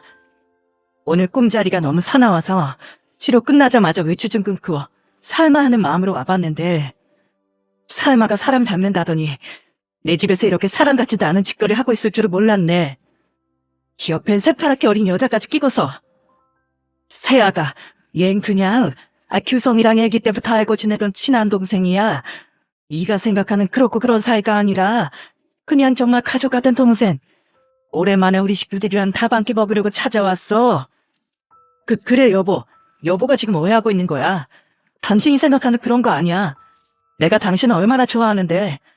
그리고 당신이 지금 아파서 누워있는데 내가 바람을 켜고 자식과 할 정신이 어디 있겠어. 지금 사람은 무슨 빙다리 핫바지를 보는 것도 아니고 장난해? 그럼 우리 아빠 돌아가시면 30억 재산 분할만 제대로 해주면 된다는 소리도 오해고 이 여자랑 재혼하겠다는 소리도 오해야? 내 귀가 진 거고 내 눈이 진 건데 속일 것 속여. 원래 안 걸리면 헛소리 듣고 그럴 수도 있대. 정말 그런 거 아니라니까 여보. 내가 바람을 피는 거면 내 손에 장을 지진다. 그래 언니. 언니가 지금 항암 치료도 받고 그러니까 예민해서 그런 거예요. 우리 오빠가 언니 두고 바람 필 사람이에요? 언니가 잘못 짚어도 너무 잘못 짚었네. 시댁 식구들은 단체로 저를 예민하다는 식으로 몰아갔습니다. 제가 이 자리에서 정말 내가 예민했나 보다 하고 넘어갔는지 궁금하시죠? 아니요, 전 절대 그러지 않았습니다. 요즘 시대에 정말 좋아졌더라고요. 흥신소에다가 돈만 주면 바로바로 뒷조사를 다 해주니 말입니다. 저는 날이 밝자마자 바로 유명한 곳에 연락해 돈은 부르는 대로 줄 테니 남편의 뒷조사를 해달라고 요청했습니다. 결과적으로 남편은 바람을 피고 있는 것이 맞았어요. 남편의 옆에 있던 친한 동생이라고 불렸던 그 여잔 당연하게도 남편의 불륜 상대였고 말이죠. 그 여잔 남편 회사의 거래처 직원이라고 하더라고요. 그리고 뒷조사를 진행했던 사진을 보니 둘이서 손을 잡고 마주보고 꿀이 떨어지고 아주 난리부르스를 떨더군요. 저는 병원에서 퀵으로 사진을 받아보고선 조용히 병원을 빠져나와 곧장 남편의 회사로 찾아갔습니다. 하얀 비닐을 쓰고 환자복을 입은 모르는 사람이 바람간 사무실로 들어서자 모든 직원들의 시선이 제게로 한 번에 쏠리더군요. 뭐야, 저 사람 안드레 와이프 아니야? 그러게요. 몸이 많이 안 좋다고 들은 것 같은데 환자복까지 입고 회사까지 무슨 일이지? 직원들의 수군거림이 제 귀에까지도 들려오더군요. 뭐 아무렴 상관없었습니다. 어차피 남편과 마지막 단판에 치우러 온 것이었으니까요. 저는 사무실 입구에 서서 아주 큰 소리로 외쳤습니다. 마누라 아파서 오늘 내일 하는데도 다른 여자 품에 끼고 희덕거린 안규성 대리님, 보여드릴 게 있으니까 잠깐 나와보시죠. 안규성 대리님! 큰 소리로 제가 소리를 지르니 남편이 황급히 달려와 제게 무슨 짓이냐며 당장 밖으로 나가자고 등을 떠밀더군요. 그런데 제가 순순히 밖으로 밀려나갔을까요? 아니죠. 저를 내보내려는 남편을 향해 보란듯이 봉투 안에서 사진을 꺼내고 그 자리에서 사진을 흩뿌려버렸습니다. 직원들은 일제히 다가와 그 사진을 주워서 쳐다봤고 모두들 경악을 금치 못하더군요. 작게 수군 가렸지만 워낙 내부가 조용했기에 수군 가리는 소리는 아주 잘 들려왔습니다. 이게 말이 돼? 어머, 어떻게 아픈 와이프 두고 이런 짓을? 어? 근데 이 여자 우리 거래처 여직원 아니야? 오늘도 오기로 했잖아. 헐, 맞네. 야, 이런 일을 막장 드라마에서나 보나 싶었는데 우리 회사에서 일어나고 있을 줄은 꿈에도 몰랐네. 그것도 안 대리님이. 남편은 고개를 푹 숙이며 부들부들 떨고 있었고 저는 그런 남편을 향해 씩 웃고 있었습니다. 그런데 마침 사무실로 거래처 직원으로 보이는 분과 함께 상간녀가 들어오는 겁니다. 상간녀는 남편의 얼굴을 한 번 쳐다보고 제 얼굴을 한 번 더 쳐다보더니 정말 수스라치게 놀라더라고요. 그 여자의 눈을 보는데 봉공에서 지진이 난 줄 알았습니다. 저는 서로 눈을 마주치며 어쩔 줄 몰라하는 두 인간들을 향해 마지막이라는 생각으로 크게 소리를 질렀습니다. 당신 분명히 나한테 그랬지? 사람 아니라고. 친한 동생일 뿐이라고. 아픈 와이프 두고 젊은 여자랑 눈 맞아서 시시덕대니까 좋았지? 우리 아빠 돌아가시면 내가 받을 재산이 뭐? 30억도 더 될 거라고? 그래서 아빠 돌아가시고 나면 바로 이혼서를 들이밀고 재산 분할 받을 거라고? 하하, 아주 크게 한탕 땡겨 먹을 생각이 신났을 텐데 어떡하냐? 이젠 국물도 없게 생겼는데. 저기 이거 다 오해야. 오해라고. 조작된 사진이야. 오해, 조작 같은 소리 하고 앉았네. 야, 사람이 속일 걸 속여야지. 어떻게 이렇게 빤히 증거가 남는데도 그런 식으로 오리발을 내밀어? 보는 사람이 다 안쓰럽다. 아, 그리고 이 여자도 남편이 있는 사람이던데 유부녀 유부남들끼리 아주 쌍으로 사볼 치셨어. 기가 막혀서 진짜. 뭐? 잠깐만, 남편이 있다고? 하하하, 몰랐어? 와, 이거 완전 재밌는 드라마였네. 근데 저 여자 남편도 모르고 있을 것 같아서 내가 특별히 부탁해서 저쪽 남편 회사에다가도 이 사진 퀵으로 보내달라고 했어. 이게 내가 할 수 있는 마지막 곡 쓸 것 같아서. 여보, 미안해. 한 번만 봐주라. 내가 당신 병간호하다가 너무 힘들어서 잠깐 기댈 곳이 필요했었나 봐. 딱 한 번 실수한 거잖아. 어? 내가 당신을 얼마나 사랑했는지 알잖아. 한 번만 봐주라. 다시 나 이런 실수 안 할게. 한 번만 봐줘. 어? 내가 이렇게까지 하게끔 만든 사람이 누구였더라? 그땐 아니라고 믿어달라고 그렇게 발뺌하더니 이제 와서 그렇게 말하면 지나가는 떠돌이 강아지도 안 믿어주겠다. 남편은 제 바지가랑이를 붙잡고서 소리내 엉엉 울며 빌었습니다. 남편의 상간년 머리를 쥐어뜯으며 소리를 지르고 있었고 회사 직원분들은 정말 재미있는 영화를 보듯 이 상황을 지켜보고만 있었어요. 제 감정은 감정이고 여기 더 있다간 다른 분들에게까지 피해를 줄 것 같아 저를 붙들고 오는 남편을 발로 걷어찬 다음 마지막으로 이렇게 말했습니다. 그날 내가 집 앞에 찾아가지 않았으면 당신이 주위에서 이런 더럽고 역겨운 짓거리를 하고 있다는 것도 몰랐겠지? 재활용도 안 되는 당신의 집안에서 얼른 도망치라고 조상신이 도왔나 싶네. 이제 내가 당신 인생에서 사라질 테니까 가정이는 저 여자랑 지지고 볶든지 말든지 알아서 해. 아, 그리고 절대 이대로 끝이 아닐 거라는 건 알지? 여기서 뭘 더 하겠다는 거야? 당연히 이혼 소송이랑 상간녀 소송까지 같이 진행할 거야. 내가 여기서 네 친족 사진만 뿌리고 당신한테 이렇게 망신만 주고 끝날 줄 알았니? 절대 아니지. 집으로 이혼서를 보낼 테니까 사인해서 내 쪽으로 보내. 상간녀 소송이요? 저한테 지금 소송을 걸겠다는 말씀이세요? 그럼 우리 집안 아주 쑥대밭으로 만들어 놓고 가만히 넘어갈 거라 생각했어요? 양심을 고물상에다가 엿바꿔 드셨네. 머리가 아주 꽃밭으로 가득 차셨어. 됐고, 내 인생, 우리 애들 인생 망쳐놓은 대가가 어떤 건지 똑똑히 알게 해줄 테니까 딱 기다려. 저는 두 인간들에게 으름장을 놓은 뒤 남편이 울며 불며 매달리는 걸 지도한 채 사무실을 빠져나왔습니다. 그로부터 몇 시간 후 시모에게서 전화가 걸려오더군요. 아가, 효성이한테서 얘기 들었다. 내가 미안하다. 내가 자식을 잘못 키워서 그래. 그러니까 한 번만 눈 감아주면 안 되겠니? 날 봐서라도. 남자들은 원래 자기 마누라가 아프면 힘든 걸 못 이겨서 잠깐 눈이 돌아가고 그런 데더라. 한 번 실수한 건 봐줄 수도 있는 거잖아. 아, 어머님은 그럼 어머님 편찮으실 때 아버님께서 바람펴도 남자가 그럴 수도 있겠구나 하고 넘어가시겠네요. 죄송해요. 저는 그 정도로 아량넓은 사람이 못 돼서 절대 눈 못 감아주겠네요. 제 인생부터 시작해서 저희 애들 인생까지 망쳐놨으면 그에 따른 대가를 치르셔야 맞는 거잖아요. 제 인생 망가진 것만큼 아드님 인생도 제대로 짓밟아버릴 거니까 그렇게 아세요. 전 더 할 말 없으니까 끊겠습니다. 저는 전화를 끊고서 곧바로 이혼 서류를 작성해 남편에게 보냈습니다. 그리고 나서 아이들에게 물었어요. 아빠 이혼할 건데 누구랑 같이 살 건지 말이죠. 당연히 아이들은 저를 택했습니다. 아빠 같지도 않은 사람과 함께 살 순 없다면서요. 남편은 제게도 버림받고 아이들에게도 버림받게 됐습니다. 그 후 3개월이라는 시간이 지나 남편과 저는 갈라섰고 남편의 유책 사유가 인정되어 위자료 6천만 원과 한 달에 양육비를 70만 원씩 지급하라는 명령이 내려졌습니다. 회사에서 쫓겨난 남편 놈은 퇴직금과 그동안 저축해놓은 돈까지 싹싹 깔아서 제게 위자료를 지급해야 했고 상간녀 소송그 승소에 위자료 3,500만 원을 받아낼 수 있었어요.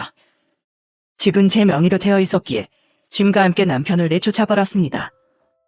나가는 그 순간마저도 어찌나 찌질하게 굴던지 학을 때 정도였답니다. 시댁 식구들은 어떻게 되었냐고요? 한가에 앉아있으면 그 원수의 시체가 떠내려온다는 말이 있잖아요. 본인의 계획대로 되지 못한 것이 억울하고 분했는지 어느 날 갑자기 뒷목을 잡고 쓰러져선 말도 못하는 상태가 됐다고 하더라고요. 시부는 그런 시모를 병간호하다가 이젠 지겨워서 못해먹겠다며 집을 나가버렸다네요. 아무리 생각해도 하늘이 벌을 내려주신 것 같다는 생각밖에 안 들더라고요. 시간이 좀 지난 지금 아버진 결국 투병을 하다가 돌아가셨고 저희 남매에게 각자 건물 한 채씩과 유산을 분배해 주셨습니다. 그리고 전 항암 치료가 잘 들어서 힘든 시기를 넘겨 자유롭게 활동을 할 수 있는 상태가 됐어요. 사실 다 나을 수 있을 거라는 생각은 하지 않습니다.